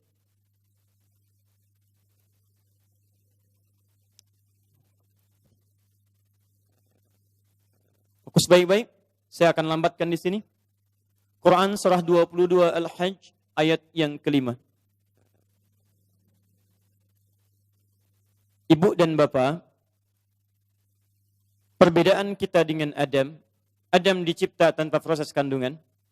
Setelah tercipta, dijelaskan misi hidupnya dan tahapan kehidupannya. Kita anak cucu Adam, dicipta dengan proses fitrah kandungan, dan ternyata dalam kandungan itulah dijelaskan oleh Allah tentang tahapan kehidupan kita sampai pulang kepadanya. Inilah salah satu rahasia yang tidak ditemukan di kitab manapun kecuali hanya dalam Al-Quran. Di Quran surah ke-22 Al-Hajj, ayat yang kelima, dijelaskanlah sejak masa dalam kandungan itu, bagaimana tahapan-tahapan kehidupan kita sampai berpulang kepada Allah subhanahu wa ta'ala. Mari kita lihat baik-baik. Ya ayyuhan nasu, in kuntum fi raibin minal ba'thi. Hei manusia, pakai annas. Kalau pakai annas berarti semua tanpa kecuali. Hei manusia, semua tanpa kecuali. Kalau kalian ragu bahwa kalian itu, maaf, akan pulang kembali kepada Allah, akan kembali mendapati surga kalian, tidak abadi hidup di dunia, maka saya akan terangkan pada kalian tahapan hidup kalian. Allah ingin katakan, jangan merasa akan abadi di dunia. Jangan lupa kalian akan pulang. Jangan loba dengan kenikmatan hidup. Seakan-akan kalau kaya akan abadi, lupa kalau akan pulang. Maaf, seakan-akan kalau punya kedudukan tinggi, lupa kalau dia akan mati. Seakan-akan kalau pintar, lupa kalau dia akan kembali pada Allah subhanahu wa ta'ala. Hei manusia, kamu jangan lupa kamu akan pulang. Cepat cari bekal. Kalau kamu ragu, saya terangkan dari sekarang tentang etape kehidupan kalian. Ini yang akan kalian alami dari sejak akan lahir sampai pulang kepada saya. 1. Ya ayyuhan nasu in kuntum fi raibin minal ba'thi fa inna khalaqnakum min turab. Tahap pertama, kami ciptakan kalian dari saripati tanah. Ayah ibu makan, kemudian mengkonsumsi dan sebagainya. Makanan berasal dari tanah, ditanam, tumbuh, diambil saripatinya, kemudian sampai dimakan sampai dalam tubuh kita. Maaf, kemudian terjadi pernikahan seperti tadi, ayah ibu kemudian berhubungan, kemudian istrinya mengandung. Lihat baik-baik. Thumma, setelah jadi turab, min alaqah, min nutfah, thumma min nutfah. Dari ayah jadi sperma, dari ibu keluar ovum, di situ bertemu. Pancaran keduanya disebut dengan nutfah. Sperma dengan ovum bertemu jadi nutfah. Thumma min alaqah. Kemudian dari nutfah jadi alaqah. Zigat yang menempel di dinding rahim. Demi Allah saya katakan tidak ada kitab yang paling jelas menerangkan tentang ini kecuali Al-Quran. Dan tidak sedikit orang masuk Islam ketika membaca ayat ini. Sperma, ovum bertemu, nutfah. Proses jadi alaqah, zigat menempel di dinding rahim. Thumma setelah itu mudghah. Berbentuk jadi keratan daging mukhallaqah yang mulai ada bentuknya. Usia 4 bulan. Ya, di 40 hari pertama, nutfah, jadi proses. 40 hari kedua, alaqah, jadi zigot menempel di dinding rahim. 40 hari ketiga usia 4 bulan. Mudirah. Sudah berbentuk daging yang sudah ada, mulai bentuk keratan. Sudah ada, mulai ada bentuknya. Mohon izin, maaf, usia 4 bulan inilah kemudian wahyu ditiupkan. Ya, fokus baik-baik. Wahyu kemudian ditiupkan, maaf, roh ditiupkan, bukan wahyu. Roh ditiupkan, masuk ke dalam mudirah ini, maka setiap ibu yang mengandung dalam usia 4 bulan, maka kandungan itu sudah ada isinya, sudah ada rohnya. Ya, baik-baik, nanti dalam sesi yang lain saya jelaskan bagaimana menjaga dalam kandungan ini supaya nanti terlahir anak yang saleh. Ya. Roh sudah masuk, terjadi perjanjian dengan Allah supaya mengakui Allah sebagai Tuhan. Quran surah 7 ayat 172. Setelah roh kemudian masuk ke dalam jasadnya, dalam mudirahnya, maka Allah tetapkan, dijaga oleh Allah dalam rahim sampai fase kelahirannya. Wa nuqiru fil arhami ma nasya ila ajalin musamma. Setelah rohnya masuk, ada dalam kandungan ibundanya, maka kami kemudian akan rawat. Kami yang merawat, bukan kita sekedar berikhtiar. Kami jaga dalam rahim di tempat yang sangat kokoh sampai pada waktunya dia akan dilahirkan. Baik. Thumma nukhrijukum tifla. Kemudian kami dengan izin Allah Subhanahu wa taala, perhatikan kata Allah, kami tetapkan kelahirannya sampai terlahirlah dari kandungan itu. Lahir jadi bayi. Fokus. Dari bayi ini dia jalani masa kehidupan. Thumma litablughu asyuddah. Sampai masa kekuatan kematangan hidupnya. Asyuddah. Asyuddah. Thumma litablughu asyuddah. Kemudian dari kecil ini kami perkenankan sesuai ajalnya dia akan hidup. Hidup sesuai ajal. Ada yang sampai masa asyuddah. Apa itu asyuddah? Kematangan dari seluruh fisik kehidupannya. Fisiknya matang, emosinya matang, nalarnya matang, keadaannya matang. Berapa usia kematangan ini? Asyuddah di sini ditafsir di Quran surah ke-46 ayat ke-15 dengan usia 40 tahun. Tafsir ini dijelaskan di Quran surah ke-46 ayat 15. Masa asyuddah disebut oleh Quran masa usia 40 tahun. Lihat mushafnya baik-baik. Wa wassaynal insana biwalidayhi ihsana. Kami wasiatkan pada setiap manusia agar berbakti kepada kedua orang tuanya dengan bakti terbaik. Hamalathu ummuhu kurhan. Ibunya telah mengandungnya dalam keadaan yang sulit. Menyusuinya sulit. Kemudian mengandung dengan menyapinya 30 bulan. Lihat baik-baik. Lihat baik-baik. Hatta idza balagha asyuddah. Sampai kemudian dirawat, sampai tumbuh dia dewasa, sampai asyuddah. Asyuddah, sampai punya kematangan fisik, kematangan nalar, kematangan pikiran, dan kematangan untuk menjalani kehidupan. Kapan itu terjadi? Balagha arba'ina sanatan. Yaitu sampai usia 40 tahun. Di Quran menyebutkan, ada orang yang hidup sampai usia 40 tahun dari mulai lahir sampai 40 tahun. Masa 40 tahun ini disebut oleh Quran dengan istilah asyuddah. Masa kematangan yang paripurna. Dari bayi, jalani hidup, masa fase baligh, kemudian sampai masa kematangan yang sempurna. Matang fisiknya, nalarnya, emosinya, psikisnya, dan segala aspek kehidupannya. Usia berapa? 40 tahun. Saya mohon maaf ya, karena waktu kita terbatas. Kalau Bapak Ibu ingin mendidik anak sampai usia 40 tahun, betul-betul matang semua aspek dalam dirinya, baik fisiknya, kepintaran akalnya, emosinya, plus juga spiritualnya, maka ini tahapan-tahapannya yang tadi saya tuliskan. Usia 2 tahun, ini yang diberikan asinya. 2 tahun sampai balik, ini Quran surah 31 ayat 13 sampai 19.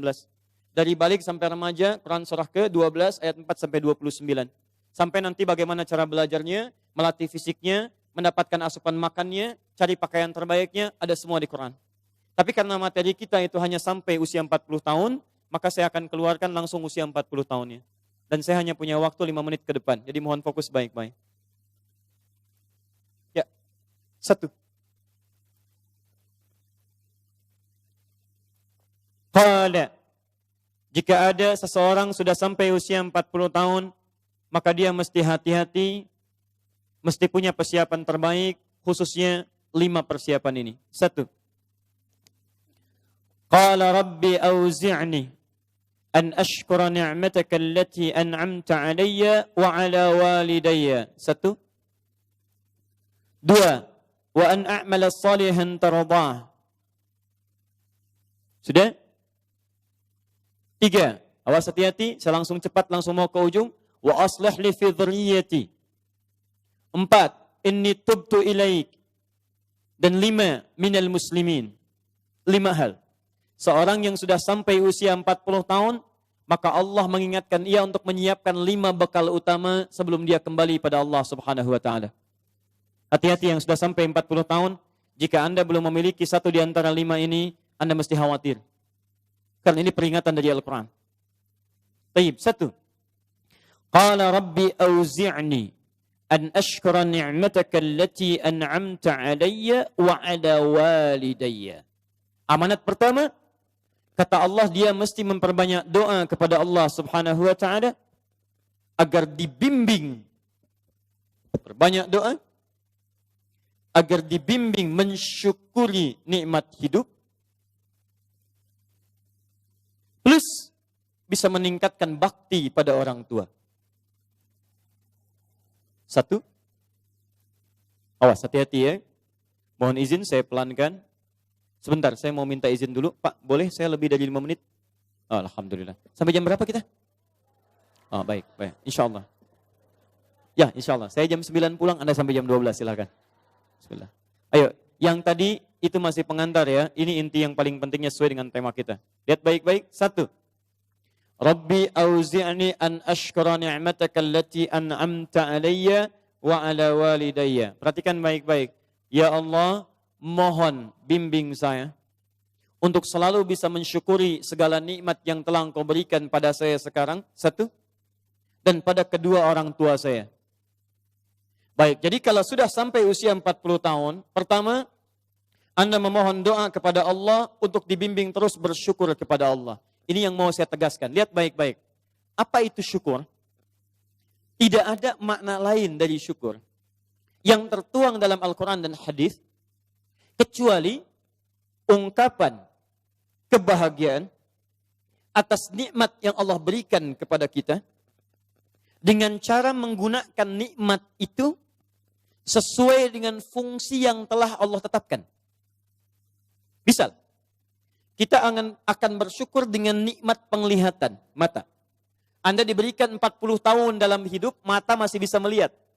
Bagaimana mensyukuri nikmat mata?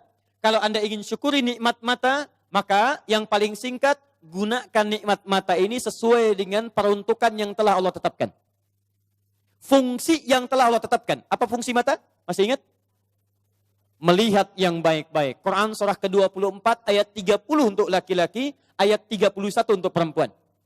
Qul lil mu'minina yaghuddu min absarihim. Katakan pada pria-pria yang merasa punya iman. Dengan iman itu dia yakin dengan akhirat. Wabil akhirati hum yuqinun. Karena yakin dengan akhirat dia sadar akan pulang. Dan dia tahu nikmat matanya akan ditanya oleh Allah Subhanahu wa ta'ala. Katakan pada pria-pria yang yakin bahwa matanya akan ditanya oleh Allah. Quran surah ke-17 ayat 36. Inna sam'a wal basara wal fuada kullu ulaika kana anhu mas'ula. Setiap pendengaran Anda, penglihatan Anda, plus apa yang Anda fikirkan, satu saat akan ditanya, dipertanggungjawabkan di hadapan Allah Subhanahu wa ta'ala. Karena itu kata Allah, katakan pada orang-orang yang yakin dengan itu semua, ghuddu min absarihim, matanya hanya boleh melihat yang baik-baik saja. Yang tidak baik, palingkan. Ibu juga sama, ayat 31-nya. Wa kullil mu'minati yaghdudna min absarihinna. Katakan pada perempuan yang merasa yakin dengan Allah, yakin akan pulang, yakin akan ditanya, matanya hanya boleh melihat yang baik-baik saja menurut Allah. Yang tidak baik, palingkan. Di ghaddul basar itu bukan nggak boleh lihat, Pak. Ghaddul basar itu silahkan lihat. Tapi ketika yang dilihat tidak baik menurut Allah, maka palingkan dari itu semua. Ini tidak tepat, teman-teman sekalian. Anda hanya mengucapkan Alhamdulillah ya, sampai sekarang penglihatan masih baik. Belum cukup. Baik itu dipakai lihat apa? Penglihatannya baik. Tapi masalahnya yang dilihat baik tidak. Itu poinnya. Maaf, ada anak usia 4 tahun, Bu, Pak. Tidak bisa melihat. Dalam tidak bisa melihatnya, dia masih mau menghafal Al-Quran. Namanya Mu'af. Tinggalnya di Asyut. Adanya di Kaira. negaranya Mesir. Matanya nggak bisa lihat, tapi dia sampaikan pada bapaknya, "Pak, saya ingin menghafal Quran. Saya ingin menghafal Quran." Kata bapaknya, "Kamu yakin?" "Saya yakin." Baik, keluarga sederhana, punya cuman motor yang sangat luar biasa tidak bagusnya. Dimodifikasi dashboardnya, menempuh jarak kisaran 20 km. Datang pada syekhnya, bapaknya kemudian membonceng, Muadznya di belakang. Teman-teman sekalian, setiap berangkat datang pada syekh, dapat hafalan baru, bapaknya tulis ayatnya. Disimpan di dashboardnya. Di jalan lihat ke sini, lihat ke jalan. Lihat ke sini, lihat ke jalan. Muadz bacakan ayatnya, bapaknya mendengarnya. Secara singkat, tiba-tiba setelah itu, fasenya berakhir, jadilah anak ini hafal Quran. Yang ngantar belum hafal Quran, yang diantar nggak bisa lihat, hafal Quran. Saking mudahnya Al-Quran, yang nggak bisa lihat, bisa hafal Quran. Tapi bapaknya dapat pahala dari transferan anaknya. Perhatikan baik-baik. Begitu dibacakan Qurannya, bagus makhrajnya, viral kisahnya. Begitu viral di Timur Tengah, datang reporter mewawancara. Pertanyaan pertama, kalau adinda diperkenankan oleh Allah untuk bermohon saat ini, apa yang mau dimohonkan kepada Allah? Reporter ini mengira dia akan meminta doa seperti ibunda Imam Al-Bukhari bermohon kepada Allah supaya Al-Bukhari disembuhkan dari butanya. Bu, Pak, Imam Al-Bukhari itu dulu buta. Butanya permanen. Dilahir, 2 tahun ayahnya meninggal, 4 tahun buta permanen. Nanti ada satu kejadian di situ, yang dengan kejadian itu, ibunya berdoa kepada Allah, anaknya menghafal Quran, sampai di surat Qaf, ya, ayat ke-22. Anaknya murajaah ayat, ibunya memohon kepada Allah sambil menangis, sambil tertidur. Sampai tertidur. Disitulah kemudian terjadi sesuatu yang luar biasa. Seketika Allah sembuhkan Al-Bukhari kecil, matanya bisa melihat kembali. Karena kajian kita bukan di sini, lain waktu nanti saya terangkan. Anda yang punya kitab Fathul Bari, Syarah Sahih Al-Bukhari, beli jilid pertama, kitab Muqaddimah, halaman 634, paling kiri, paragraf yang ketiga, baris 1 sampai dengan 9. Anda temukan kisahnya. Nah, reporter ini mengira, ini Muadz akan minta kepada Allah seperti Al-Bukhari kecil memohon kepada Allah, matanya bisa melihat lagi. Ternyata lihat baik-baik.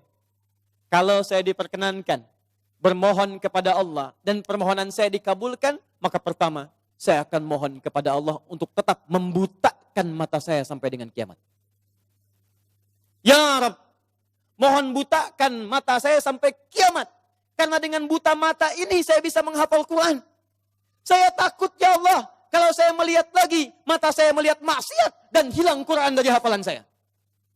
Anda bisa bayangkan, anak kecil 4 tahun, mata nggak bisa lihat, digunakan menghafal Quran. Dan dia takut kalau melihat matanya dipakai maksiat. Antum dikasih 40 tahun. 40 tahun. Lebih daripada 4 tahun. Lebih dari 14 tahun. Anda sampai 40 tahun. Dipakai mata. Dipakai apa mata Anda sampai dengan hari ini? Berapa maksiat yang telah Anda kumpulkan dari mata Anda itu? Mungkin wajar. Jangankan hafal. Baca masih sulit. Lihat mushaf masih enggan. Membaca masih susah. Kalau Anda sulit berhadapan dengan Al-Quran dalam pandangan Anda, tanyakan pada diri Anda, dipakai maksiat apa mata ini selama ini? Makanya ulama mengatakan, kalau mata Anda sulit melihat mushaf, jangan dulu dibaca. Bawa mushaf yang paling besar, simpan di ruang tengah Anda, bangun malam-malam jam 2, gak usah dibaca. Lihat mushaf, lalu sampaikan pada diri Anda, ya Allah, dosa apa, maksiat apa mata saya sampai lihat mushaf pun gak bisa. Anda mesti hati-hati. Dan Anda berlomba dengan itu. Demi Allah saya katakan, saya kunjungi beberapa tempat di Indonesia. Dan luar biasa. Anak-anak sekarang 4 tahun, 5 tahun, 6 tahun sudah berlomba menghafal Quran. Saya dapat kunjungan anak dari Bali, kemarin Bu, dari Bali datang. Anak TK, usia 4 tahun mau 5 tahun. Datang dari Bali ke Masjid Al-Ihsan di Bekasi, hanya untuk menyetorkan hafalan surah Abasa. Abasa wa tawalla an ja'ahul a'ma. Hanya menyetorkan surah Abasa, datang dari Bali jauh-jauh ke Masjid Al-Ihsan ke Bekasi. Anak 4 tahun. Antum diberikan 40 tahun, lebih daripada itu. Untuk baca saja masih belum punya waktu. Anda butuh berapa tahun lagi? Anda mesti hati-hati. Dan hebatnya, Anda yakin akan pulang. Anda yakin akan meninggal. Ya, Anda itu, saya bingung saya. Urusan dunia Anda cari-cari. Berangkat gelap, pulang gelap. Tapi Anda yakin akan ditinggalkan. Anda punya uang, Anda beli mobil. Tapi Anda tahu mobil itu akan dipakai. Mobil itu akan ditinggalkan.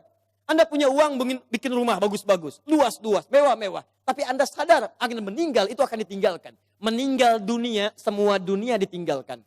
Pertanyaan saya, apa yang Anda bawa pulang saat kembali kepada Allah? Muadz belum selesai, perhatikan bagian kedua. Dan ini bagian penutup dari kalimat Muadz. Wallahi, kalau saya diperkenankan memohon kepada Allah, dan dikabulkan doa saya sekarang, maka saya mohon kepada Allah yang kedua, lihat permohonannya. Saat saya kembali kepada Allah di hari kiamat, saya berhadapan dengan Allah tanpa ditemani siapapun. Tidak ada ayah saya yang biasa mengantar saya untuk hafalan Quran. Tidak ada ibu yang melahirkan saya. Tidak ada kakak dan adik saya. Saya akan berhadapan dengan Allah sendirian. Tangan saya gemetar. Kaki saya gemetar. Dan saya akan katakan di hadapan Allah pada saat itu, Ya Rab, Ya Rab, khaffif Ya Rab hisabi. Ya Allah, mohon ringankan hisab saya saat ini ya Allah. Saya sudah berusaha menghafal Quran. Saya sudah bisa datang ke sini membawa hafalan Quran. Kalau dengan semua bekal itu belum layak mendapatkan ridhamu untuk masuk ke surga, mohon kurangi hukuman saya di neraka. Anak 4 tahun, dia belum baligh, mata buta, dia berusaha menghafal Quran. Dia masih berkata, kalau saya ada hari kiamat kurang bekal ya Allah, saya sudah mencoba menghafal Quran. Tolong kurangi siksaan saya kalaupun saya masih disiksa dengan Quran yang telah saya bawa ini. Pertanyaan saya, Anda yang diberikan 40 tahun sampai dengan hari ini, berapa bekal yang sudah Anda kumpulkan? Dia belum balik, Anda sudah lewat balik. Maka satu saya katakan, itu baru mata Bu, Pak. Belum telinga. Dipakai apa telinga antum? Sehingga sulit mendengar adzan. Sehingga sulit merespon. Orang belum adzan, sudah ke masjid. Antum sudah komat, gak ke masjid, ke masjid. Yang hebatnya luar biasa, ini rumah antum di sini. Ini masjidnya, Masya Allah. Speaker masjid spesial ke rumah antum begini. Jaraknya gak terlampau jauh. Sepeda ada, motor ada, mobil punya, banyak ragamnya. Orang gak punya sepeda, cuman punya kaki bisa ke masjid. Jarak 1 kilo. Antum cuman 10 meter. Sepeda ada, motor ada, mobil ada. Belum menyentuh Anda untuk ke masjid. Anda butuh pendengaran seperti apa lagi? Butuh kaki bagaimana lagi? Karena itu bertakwalah kepada Allah Subhanahu wa taala. Kalau Anda mengaku ingin bersyukur, syukur itu bukan mengucapkan alhamdulillah saja, tidak. Alhamdulillah itu butuh pembuktian. Alhamdulillah itu komitmen. Setiap komitmen butuh pembuktian. Cinta itu komitmen. Cinta butuh pembuktian. Buktinya pernikahan. Makanya para akhwat yang belum menikah, jangan mau dikatakan dengan kata-kata angin surga. Sayang, namamu sudah tertulis di hatiku. Katakan, saya tidak mau tulis di hati, tulis di buku nikah. Yes. Tidak cukup dengan yes, buktikan dengan syukur pada Allah Subhanahu wa taala. Ayo, mata antum dipakai apa saja? Lihat masjid enggak ada getaran. Lihat baca Quran enggak ada getaran. Lihat orang ceramah enggak ada getaran. Lihat musik baru tergerak. Lihat orang rame-rame tergerak. Lihat orang rame-rame muncul. Allahu Akbar. Bertanya. Yang paling gampang gini. Lihat. Awas hati-hati baik-baik. Karena setelah menyebutkan asyuddakum di Quran surah 22 ayat 5 itu, Allah menegaskan, kamu akan saya wafatkan. Kamu akan saya wafatkan. Karena itu bagi orang-orang yang sudah lewat 40 tahun, termasuk 40 tahun, masih main-main dengan keadaan nikmat yang Allah tetapkan pada dirinya, tubuhnya dari atas sampai bawah, hartanya, titipan dan sebagainya. Demi Allah saya katakan, kalimat Qurannya sederhana, kamu akan saya wafatkan. Mau sampai kapan lagi begitu? Karena itu pulanglah Anda ke rumah, lihat titipan Allah dari diri kita dulu. Setelah itu lihat kelengkapannya, barangkali ada harta kelebihan dari situ. Harta itu sudah ada Fir'aun Bu, yang lebih kaya. Korun, lebih kaya daripada kita. Korun, hartanya banyak. Ketika dia bermewah-mewah, turun ayat. Ya, Quran surah 28 ayat 77 tadi. Ya, lihat baik-baik, lihat baik-baik. Korun, Korun, kami titipkan itu supaya kamu bisa mencari surga dengan harta itu. Bukan untuk berlomba-lomba dalam kemewahan. Lihat, wabtaghi fima atakallahu daral akhirah, wala tansa nasibaka minad dunya. Dunia jangan dilupakan, silahkan. Cari kenikmatan yang enak, makanan yang nyaman, menghadirkan energi untuk ibadah. Tapi semua itu cari bekal untuk pulang menghadap Allah Subhanahu wa ta'ala. Itu intinya. Mungkin Anda dititipkan harta lebih, mohon maaf ya. Karena tenaga Anda itu belum kuat dipakai ibadah seperti yang lain. Yang lain itu karena saking tidak punyanya menurut Anda, saking tidak adanya menurut Anda, makanya rajin puasa.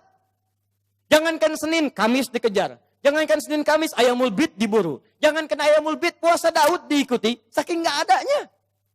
Antum itu tahajud sudah susah. Senin, Kamis, nunggunya Ramadan saja. Masya Allah. Makanya dikasih kelebihan oleh Allah, supaya Anda dengan itu ada zakat lebih, ada infak lebih, ada sedekah lebih. Itulah surga yang bisa kita raih. Dicontohkan kemudian ada Uthman bin Affan radhiyallahu taala anhu, ada Abdurrahman bin Auf radhiyallahu taala anhu, ada Abu Bakar As-Siddiq, bagaimana mereka menggunakan hartanya dalam kebaikan. Turun peringatan alhaakumut takatsur hatta zurtumul maqabir. Hei, yang masih lalai dengan harta benda, kamu itu akan mengunjungi kuburan. Hei, yang sering mengunjungi tempat-tempat wisata, hei yang sering tamasya, hei yang sering pergi ke negara-negara lain, hei satu saat kamu akan mengunjungi kuburan. Hei yang pergi ke Amerika sudah menyiapkan bekal, hei yang sudah pergi ke Kanada menyiapkan bekal, hei yang sudah jalan-jalan ke tempat-tempat indah menyiapkan bekal. Bekal apa yang kamu siapkan untuk kuburan kamu? Itu yang harus dilihat. Itu poinnya. Jadi kalau anak kecil saja paham, masa antum yang lebih 40 tahun gak paham dengan ini? Syukur. Ayo pulang, lihat kedudukan, pengetahuan. Hei para ustadz, hei yang para pengajar, apa masih mau mencari amplop saat mengajar? Apa masih mau mencari popularitas saat mengajar? Apa hanya memperdulikan jamaah banyak saja saat mengajar? Kamu itu akan wafat dan kamu termasuk golongan yang ditanya oleh Allah Subhanahu wa taala. Mau sampai kapan ribut-ribut? Mau sampai kapan saling mencela? Mau sampai kapan merasa diri paling benar? Mau sampai kapan gila popularitas? Mau sampai kapan mencari amplop? Kamu akan wafat hatta zurtumul maqabir. Dan kamu yang dihisab pertama kali dalam kalangan oleh Allah Subhanahu wa taala. Hei orang-orang yang punya kedudukan, kami akan tukar kedudukan, kamu sekarang di atas, besok kamu akan berpulang. Quran surah 3 ayat ke-28, 26 sampai 28. 26-nya sampai 27-nya. Qulillahumma malikal mulki, tu'til mulka man tasha, wa tanzi'ul mulka mimman tasha. Hei mengaku punya kedudukan, hei yang berlomba-lomba dalam kampanye. Kampanye apa yang mau kamu raih? Saat kamu ada di atas, saya wafatkan apa yang sudah kamu siapkan kembali pada Allah Subhanahu wa taala. Kembali. Syukur. Lihat, ini baru bagian pertama, baru setengah dari nomor 1. Keduanya, ini yang paling hebat. Awas hati-hati betul ya. Allah menyandingkan nikmat syukur dalam diri kita dengan bagian kelengkapan kedua, yang ini. Awas, lihat baik-baik, perhatikan baik-baik ya. Fokus betul. Mudah bagi Allah untuk mengatakan kalimat ini. Misal, di luar Quran. Rabbi auzi'ni an ashkura ni'mataka allati an'amta alayya. Cukup. Tapi kenapa muncul kalimat walidayya? Bagi kedua orang tua. Karena ternyata Masya Allah, Allah memberikan isyarat tajam di ayat ini dan didetilkan di ayat-ayat yang lainnya. Karena ternyata Anda bisa tegak 40 tahun. Bisa sukses dalam kehidupan. Bisa kuat nalar Anda dalam pendidikan, kepintaran dan sebagainya. Ternyata Anda tidak berdiri sendiri. Ada yang memberikan asinya kepada Anda. Ada yang memberikan peluh keringatnya untuk kesuksesan Anda. Ada yang memberikan topangan bahunya, tangannya, kakinya untuk kehebatan Anda. Ada yang menghilangkan waktu malamnya untuk menjaga Anda. Ada yang menghilangkan malunya untuk bisa menjaga kenyamanan Anda. Siapa dia? Orang tua. Antum pernah dengar kisah Nabi Ismail? Ibu kenal Nabi Ismail? Kenal di mana? Siapa ibundanya Nabi Ismail? Sayyidah Hajar. Pertanyaan siapa? Pertanyaan saya, yang mencari air siapa?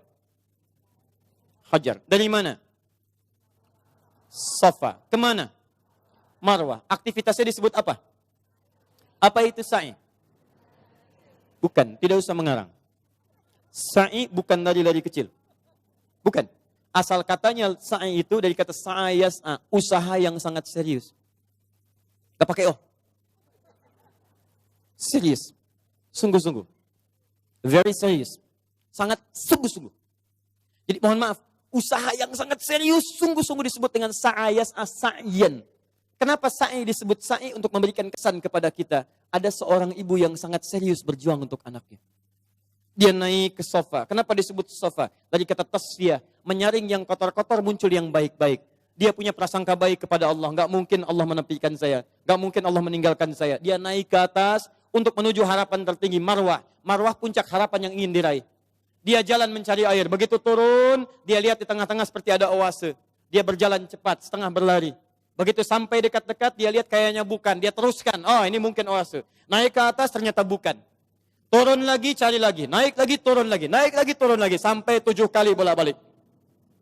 Sofa ke Marwah, 1. Marwah ke Sofa, 2. Sofa ke Marwah, 3. Dari Sofa, berhenti di Marwah.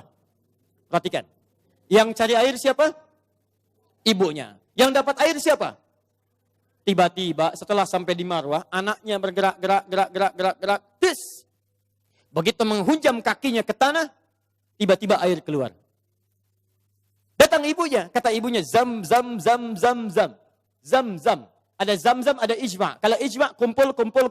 Kalau zam artinya zam, kumpul jangan berhenti. Kumpul jangan berhenti. Sampai sekarang disebut zam, sampai sekarang tidak pernah berhenti.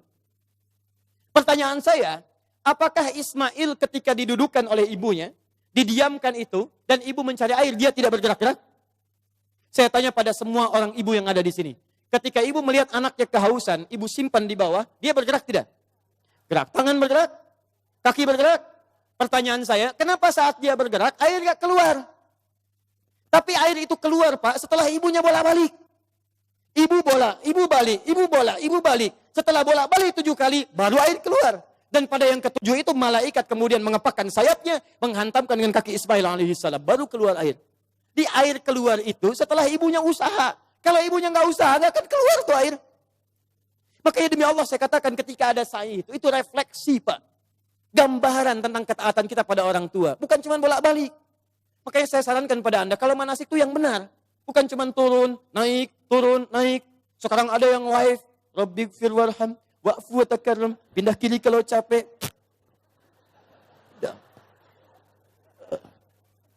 Itu ngapain? Keluar uang banyak-banyak, tenaga juga luar biasa. Waktu diluangkan panjang, nyampe sana, gak ada yang berguna. Kenapa tidak kita pelajari isinya? Yang berangkat dengan orang tua gandeng tangannya. Rekatkan dirinya, rasakan. Saat itulah perjuangan orang tua antum bagaimana mendidik sejak kecil. Gandeng minta sama Allah, ya Allah sayang ibu saya. Makanya kalimatnya Rabbighfir warham. Ya Allah ampuni saya ya Allah. Ampuni dosa ibu saya ya Allah. Sayang ibu saya ya Allah. Sayang ayah saya ya Allah. Saya bisa kesini karena dari perawatan ibu saya ya Allah. Yang mengandung saya 9 bulan ya Allah. Yang berjuang dengan kematian dalam kelahirannya ya Allah. Ayah saya ya Rabb. Yang sampai saat ini tidak bisa menampingi saya ya Allah. Dia telah wafat ya Rabb. Tapi dengan keringatnya ya Allah. Dia merawat saya. Dia memastikan saya baik. Dia memastikan saya bahagia.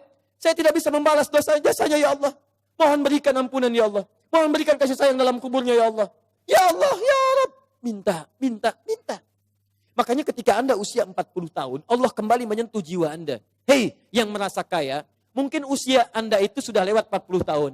Anda merasa kaya luar biasa. Jangan bangga dulu dengan kekayaan. Karena mungkin kerja keras Anda itu cuma 30% di mata Allah subhanahu wa ta'ala. 70%-nya, tuh ibu Anda yang bangun pertengahan malam. Menangis di keheningan malam. Ya Allah mohon jadikan anak saya berhasil ya Allah. Sukses ya Rabb. Jangan sampai tempat tidurnya seperti tempat tidur saya sekarang ya Allah. Jangan sampai makannya seperti makan saya sekarang ya Allah. Tuh Bapak Anda yang sekarang anak-anak tinggal di kantor yang ber-AC.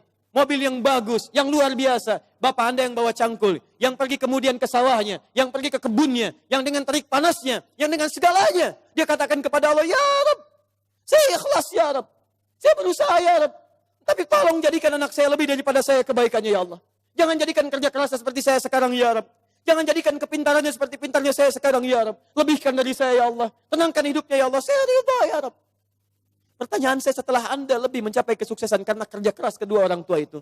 Pertanyaan saya apa yang Anda berikan kepada kedua orang tua? Demi Allah saya katakan, kalau Anda dengan berdoa saja setiap selesai sholat lupa mendoakannya, saya tidak tahu harus menyebut apa diri Anda. Anda nengok saja nggak pernah. Tanya kabar saya tidak menyampaikannya. Ada sesuatu tidak Anda berikan. Bahkan doa pun tidak Anda panjatkan. Lalu siapa sebetulnya Anda?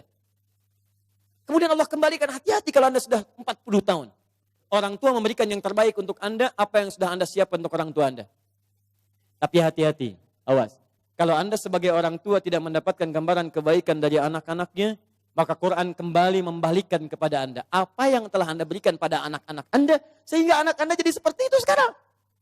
Harusnya seperti Ismail kepada Ibrahim, yang rela bahkan mengorbankan nyawanya, memberikan bagian tenaganya. Ibrahim Nabi, Ibrahim Rasul, Khalilullah, Masya Allah, maaf. Anaknya juga Nabi, anaknya Rasul, dekat dengan Allah. Ibrahim Nabi, Ibrahim Rasul, tinggal di Palestina, sibuk sebagai suami, tapi kasih sayang sebagai seorang ayah, maaf Pak ya, masih sempat meluangkan waktu menengok anaknya di Mekah. Karena itu disebut dengan Ibrahim. Dalam Fathul Qadir, Asy-Syaukani menyebut dari Abun Rahim, bapak yang punya nilai kasih. Nabi, Rasul, Khalilullah, dekat dengan Allah. Suami pencari nafkah, Rasul punya risalah. Tapi di balik kesibukannya masih jalan dari Palestina ke Mekah. Yang jaraknya pakai mobil, bus, 1 hari 2 malam.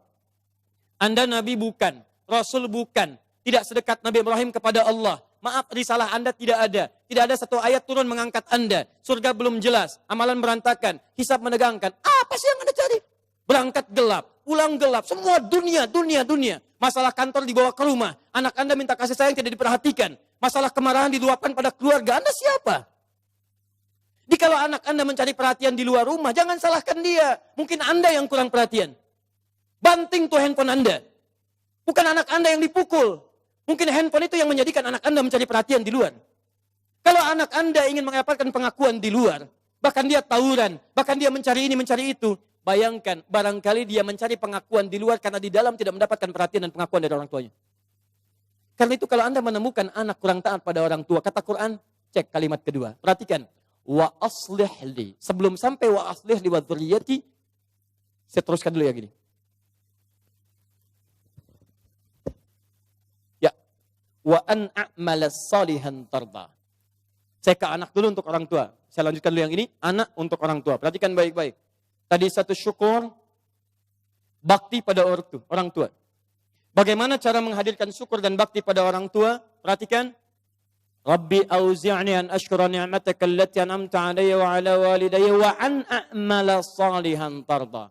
Maka mulai usia 40 tahun ini kata Allah, minta bimbingan dari Allah supaya konsisten mengerjakan amal soleh yang Allah ridhai. Jadi kalau Anda ingin mensyukuri nikmat hidup, ada pahala mengalir untuk orang tua, kerjakan amal soleh yang diridhai Allah. Ini. Wa an a'mala salihan tarda. Saya mau buat sebuah perbandingan. Ini hitungan kecil-kecilan yang pernah dilihat oleh beberapa pakar. Setengah hidup kita, ternyata kalau dilihat itu umumnya dipakai tidur. Tidur dari mulai dilahirkan, tidur siang, tidur malam, tidur macam-macam, itu umumnya dikalkulasi, pada umumnya walau tidak semua, itu setengah usia. Jadi kalau hari ini ada usia 40 tahun, yang dipakai tidur berapa tahun? Setengahnya, rata-rata 20 tahun. Setengahnya lagi beraktivitas, 20 tahun lagi, yang 20 tahun sisanya beraktivitas. Makannya, minumnya, gitu kan? Sholatnya, ngajinya, baik zakatnya, infaknya, plus maksiatnya. 20 tahun. Pertanyaan saya, mohon izin, maaf, dari 20 tahun ini yang kira-kira jadi amal soleh, berapa tahun? Atau singkatnya, yang jadi ibadah, berapa tahun? Jangan terlampau pesimis, ambil setengahnya. 10 tahun misal. Misal, ini yang bermasalahnya. Baik, lihat, bermasalah itu bukan hanya dosa, yang terabaikan, yang gak dipakai macam-macam, yang nonton, yang ini, yang itu, dan sebagainya. Sekarang lihat, dari 20 tahun ini, yang ibadah, yang kira-kira yang diterima sebagai amal soleh, berapa tahun? Sudah pasti diterima belum? Syarat diterima apa? Ikhlas, Quran surah 98 ayat 5. Wa ma umiru illa liya'budullaha mukhlishina lahuddin. Jadi syarat ibadah menjadi syarat amal jadi soleh, itu kalau ikhlas. Jadi kalau ada sekarang beramal 10 tahun, yang ikhlas berapa tahun? Ayo jawab. Ayo, Anda dunia dihitung-hitung, modal dihitung, omset dihitung, segala dihitung, keuntungan dihitung, kerugian dihitung, Masya Allah. Bahkan untung disebut rugi juga. Modal 5 juta, punya pekerjaan, baik, kemudian dapat hasil, keuntungan 10 juta. Untung tidak? Pekan berikutnya 20 juta, untung tidak? Baik, kemudian pekan berikutnya jadi 7 juta. Untung atau rugi? Halo, sebelumnya 20 juta, sekarang 7 juta. Untung rugi? Oh, rugi. Padahal modal 5 juta, masih untung 2 juta, disebut rugi juga. Masya Allah. Sekarang lihat sini. 10 tahun ibadah, yang ikhlas berapa tahun? Ambillah 5 tahun misalnya. Jadi orang yang usianya 40 tahun, punya amalan yang dibawa pulang menghadap Allah tanpa masalah, itu 5 tahun. Pertanyaan saya, dosanya berapa tahun? Kalau dosanya 5 tahun 1 hari, berarti lebih banyak dosanya, neraka tujuannya. Kalau dosanya 5 tahun, amalan baik 5 tahun, maka seimbang. Al-A'raf, nunggu di situ sampai hisab selesai. Tapi kalau misalnya amal solehnya 5 tahun, amal buruknya 4 tahun, misalnya 11 bulan, 29 hari, ya, misal, maka dia masih bisa masuk ke dalam surga. Baik, teman-teman sekalian, pertanyaan saya, lihat baik-baik, dari 40 tahun ini, Anda mesti evaluasi sampai hari ini. Kalau besok atau hari ini kita wafat, apa yang mau dibawa pulang? Maka dari itu minta kepada Allah untuk dibimbing supaya semua amalan sisa dari sekarang itu jadi amal soleh. Paham ya? Ya mulai keluar dari masjid ini jadi amal soleh. Keluar kaki yang mana? Kanan, kiri. Ayo saya tes dulu. Masuk masjid kaki apa? Kanan. Keluar toilet kaki apa? Kiri. Kanan. Baik, masuk toilet kaki apa? Kiri. Keluar masjid kaki apa? Kanan. Kiri. Masuk masjid kaki apa? Keluar masjid kaki apa? Kiri. Masuk toilet kaki apa? Keluar toilet? Jadi pastikan semua aktivitas kita mulai hari ini jadi amal soleh. Kata Quran, hei, khawatirnya kamu wafat. Mulai, sudah usia 40 tahun, siap-siap. Semua kegiatan mesti jadi amal soleh. Baik, amal solehnya yang Allah ridai. Lihat sini.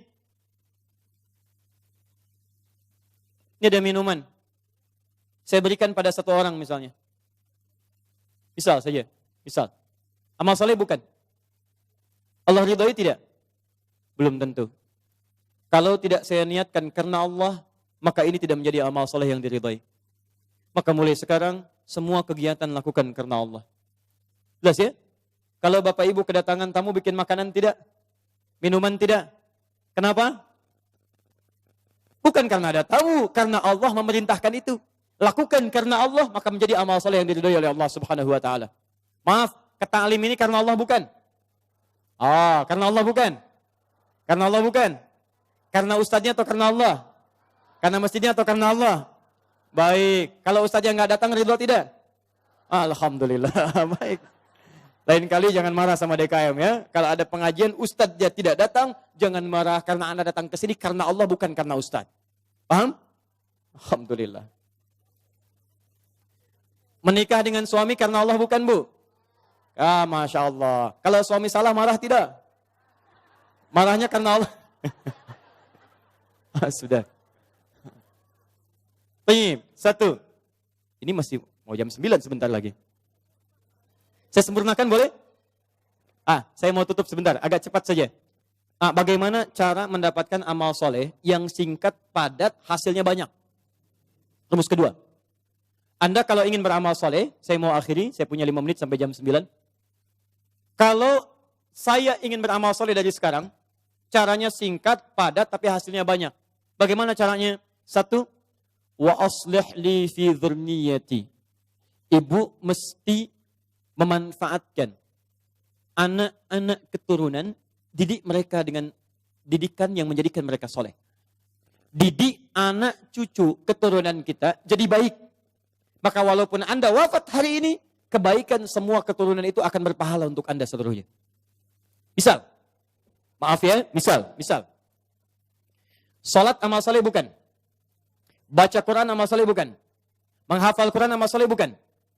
Kalau Anda sampai hari ini merasa misalnya, maaf, salat belum bisa memaksimalkan sunnahnya, belum konsisten tahajudnya, belum konsisten amal solehnya, jarang ke masjid dengan maksimalnya, maka setidaknya jadikan anak-anak Anda bisa konsisten dengan itu semua. Ayo dorong mereka ke masjid. Ajarkan salat-salat sunnah. Ajarkan yang terbaik. Maaf, Anda sampai hari ini belum hafal Quran, tapi mohon, jangan sampai ada satu di keluarga Anda yang tidak bisa hafal Quran. Maka titipkan pahala kepada anak cucu Anda. Dari sekian anak cucu, satu mesti ada yang jadi ahli Quran. Ayo, bagaimana caranya? Cek lagi di mana Anda sekolahkan mereka. Katanya mau jadi ahli salat.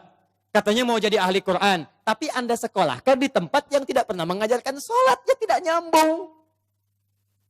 Anda sekolahkan di tempat yang tidak mengajarkan Quran. Ya nggak ada pahala buat Anda. Makanya kalau Anda berdoa dengan ayat ini, wa aslih li fi dzurriyyati, Anda mesti lihat lagi. Ayo kirimkan mereka kepada tempat menghafal Quran. Kirimkan mereka pada tempat-tempat mengajarkan agama yang baik. Didik mereka dengan kebaikan. Ketika Anda wafat, maka semua yang keluar dari anak-anak itu, sepanjang karena didikan dan peran Anda, mengalir pahala untuk Anda. Contoh ya, ibu belum bisa bimbing baca Quran, carikan guru untuk mengajar anak Anda baca Quran. Begitu bisa baca, ibu dapat bagian pahala setiap hurufnya. At-Tirmidzi nomor hadis 2910. Man qara'a harfan min kitabillahi falahu asyru hasanat. Siapa yang baca Quran setiap hurufnya 10 kebaikan. Begitu anaknya baca dapat 10 dia. Misal alif lam mim. Berapa huruf? Berapa kebaikan? 30. Begitu dia baca alif lam mim dia dapat 30. Ibu yang fasilitasi plus ustadz yang mengajar, berlaku hadis riwayat Muslim. Nomor hadis 1893. Lihat baik-baik. Man dalla ala khairin falahu ajruhu mithla ajri fa'ilih min ghairi an yankusa min ardi syai'. Siapa yang menunjukkan fasilitasi pada kebaikan dapat pahala yang sama dengan yang mengerjakan tanpa dikurangi sedikit pun. Ibu meninggal sekarang misalnya, anak jadi ahli Quran, baca Quran, setiap dia baca Quran, sepanjang Quran masih ada, anak masih hidup, setiap pahalanya mengalir untuk ibu walaupun ibu sudah tidak ada. Idza matal insanu inqata syairu amali. Ketika seorang manusia meninggal terputus semua amalnya illa min talas, kecuali 3 hal. Awas, sedekatin jariyah, sedekah jariyah. Sedekah jariyah itu sedekah kebaikan yang jariyah, pahalanya mengalir. Ibu punya modal berapa? 50.000, beli mushaf, simpan di Masjid Raya Pondok Indah. Simpan. Begitu ada yang orang baca Quran, modal cuma 50.000, setiap dibaca pahala mengalir untuk ibu. Ibu meninggal, mushaf pasti dibaca, pahala mengalir untuk ibu. Mengalir. Setiap hurufnya 10 kebaikan. Dan saya katakan, hampir mustahil ada orang baca Quran cuma sehuruf, mustahil. Nun. Sudah dulu, enggak ada. Punya si Fulan, pengen banyak pahala. Hari ini 10 aja ya. Masya Allah. Enggak ada, Bu. Pak, enggak ada. Minimal 19 huruf. Bismillahirrahmanirrahim. 19 huruf. 190 kebaikan. Apa ibu enggak mau dapat transferan itu, Bu? Pak. Kalau enggak percaya silakan. Meninggal dulu, ntar baru tahu. Awas, hati-hati. Kita enggak bisa milih, Bu. Kita enggak bisa milih. Anda bisa duluan, saya belakangan. Bisa. Atau bisa dibalik. Bisa, Bu. Bisa. Ya, silakan. Saya belakangan, Anda duluan. Atau Anda duluan, ya, atau saya duluan setelah Anda. Bisa. Jadi semua kemungkinan ada. Betul, semua kemungkinan ada. Kita nggak bisa milih. Tapi masalahnya ketika kita pulang, ada nggak bekal yang dibawa? Ayo rencanakan dari sekarang. Ya anak-anak dilihat lagi ya. Tidak lucu menurut saya kalau anak kita sekarang ya sulit baca Quran.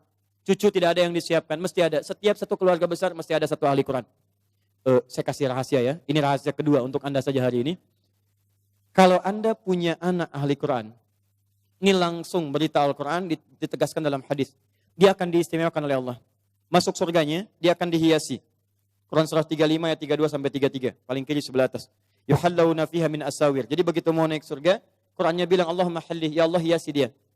Maka dipakaikan kepadanya, fayulbasu ilaihi tajul karamah. Dipakaikan mahkota kehormatan. Begitu dipakaikan, itu bapak ibunya dipanggil. Kalau dia beriman dan mengerjakan amal saleh. Dipanggil, diberikan mahkota tambahan, dipakaikan oleh anaknya di kepala kedua orang tuanya. Di hadapan semua makhluk pada saat itu. Yang sinarnya lebih terang dibandingkan sinar mentari yang masuk ke dalam rumah kita. Kemudian Qurannya mengatakan, Allahumma zid, ya Allah tambahkan. Bedakan dengan fasilitator. Fayulbasu ilaihi libasal karamah. Maka dipakaikan jubah kehormatan. Setelah dia pakai itu digandeng kedua orang tuanya, bahkan dengan kerabat-kerabatnya. Dia pimpin masuk ke dalam surga keluarganya. Maka adalah Quran surah ke-52 ayat 21. Walladzina amanu wattaba'athum dzurriyyatuhum biimanin alhaqna bihim dzurriyyatahum. Orang tua yang beriman, anaknya beriman, semua beramal soleh, kami akan jadikan semua masuk surga beriringan. Makanya doa para penghafal Quran, salah satunya bisa membawa keluarganya masuk surga bersama-sama. Nanti dijawab di Quran surah 13 ayat 23 sampai 24. Nih. Jannatu adnin yadkhulunaha. Dia akan masuk ke surga Aden paling minimal. Begitu masuk, waman salaha min abaihim. Bapak-bapaknya, ayah-ayahnya, ibunya yang soleh ditarik oleh dia. Wa azwajihim, pasangan-pasangannya. Jadi kalau istri yang hafal Quran, suami ditarik sepanjang dia soleh. Kalau suami yang hafal Quran, istri ditarik. Wa dzurriyyatihim, dan anak-anak cucunya. Di bapak, ibu, mertua, suami, istri, semua keturunan diajak masuk surga dipimpin oleh penghafal Quran ini. Tiba-tiba datang malaikat. Wal malaikatu yadkhuluna min kulli babin. Para malaikat datang dari setiap pintu memberikan selamat kepada rombongan ini. Maka mereka berkata, "Salamun alaikum bima sabaratum." Selamat, selamat. Bisa masuk surga. Dan Anda sabar saat di dunia. Sabar dengan harta Anda. Orang lain bermewah-mewah, Anda siapkan mencari bekal akhirat. Sekolah yang bagus-bagus. Orang lain bermewah-mewah, Anda siapkan harta untuk mencari majlis ilmu. Cari buku-buku kebaikan. Nyumbang ke masjid. Memberikan sedekah. Sabar. Orang lain cari kedudukan, Anda gunakan kedudukan dalam kebaikan. Dihina orang, dijauhi orang lain. Sabar. Fanikma uqbaddar. Sekarang kenikmatan yang paling indah. Negeri terbaik. Silahkan nikmati. Pertanyaan saya. Saat ada orang tua yang sekarang berlomba dan mereka sudah berhasil mewujudkan anaknya, nanti saya tunjukkan pada Anda bulan depan. Insya Allah kami akan hadirkan Hari Al-Quran yang semula tanggal 17 ke 28 Januari. Saya akan tunjukkan kepada Anda, ada anak buta hafal Quran. Ada anak, maaf disebut prematur hafal Quran. Ada anak kecil-kecil dari pemulung hafal Quran. Ada anak-anak yang kelihatan sederhana hafal Quran. Dan saya akan tunjukkan pada Anda siapa orang tua mereka. Ada yang tukang beca, ada yang macam-macam dan sebagainya. Pertanyaan saya, Anda yang diberikan nikmat yang lebih itu, fabi ayyi ala'i rabbikuma tukadziban. Kemana Anda gunakan selama 40 tahun ke belakang ini? investasi. Saya tutup. Yang selanjutnya, tubtu ilaik. Yang keempat, taubat. Ayo taubat. Ya. Kalau merasa hari ini belum baik bekal kita, pulang ke rumah taubat. Ya, caranya saya agak cepat saja karena waktu kita sudah habis. Quran surah 66 ayat ke-8. Ya, tubu ilallahi taubatan nasuha. Ya, taubat nasuha. Cara taubat nasuha di Quran surah ke-4 An-Nisa ayat 17 sampai 18. Ya, setelah bertobat konsisten, semakin patuh kepada Allah. Ciri orang tobat minal muslimin.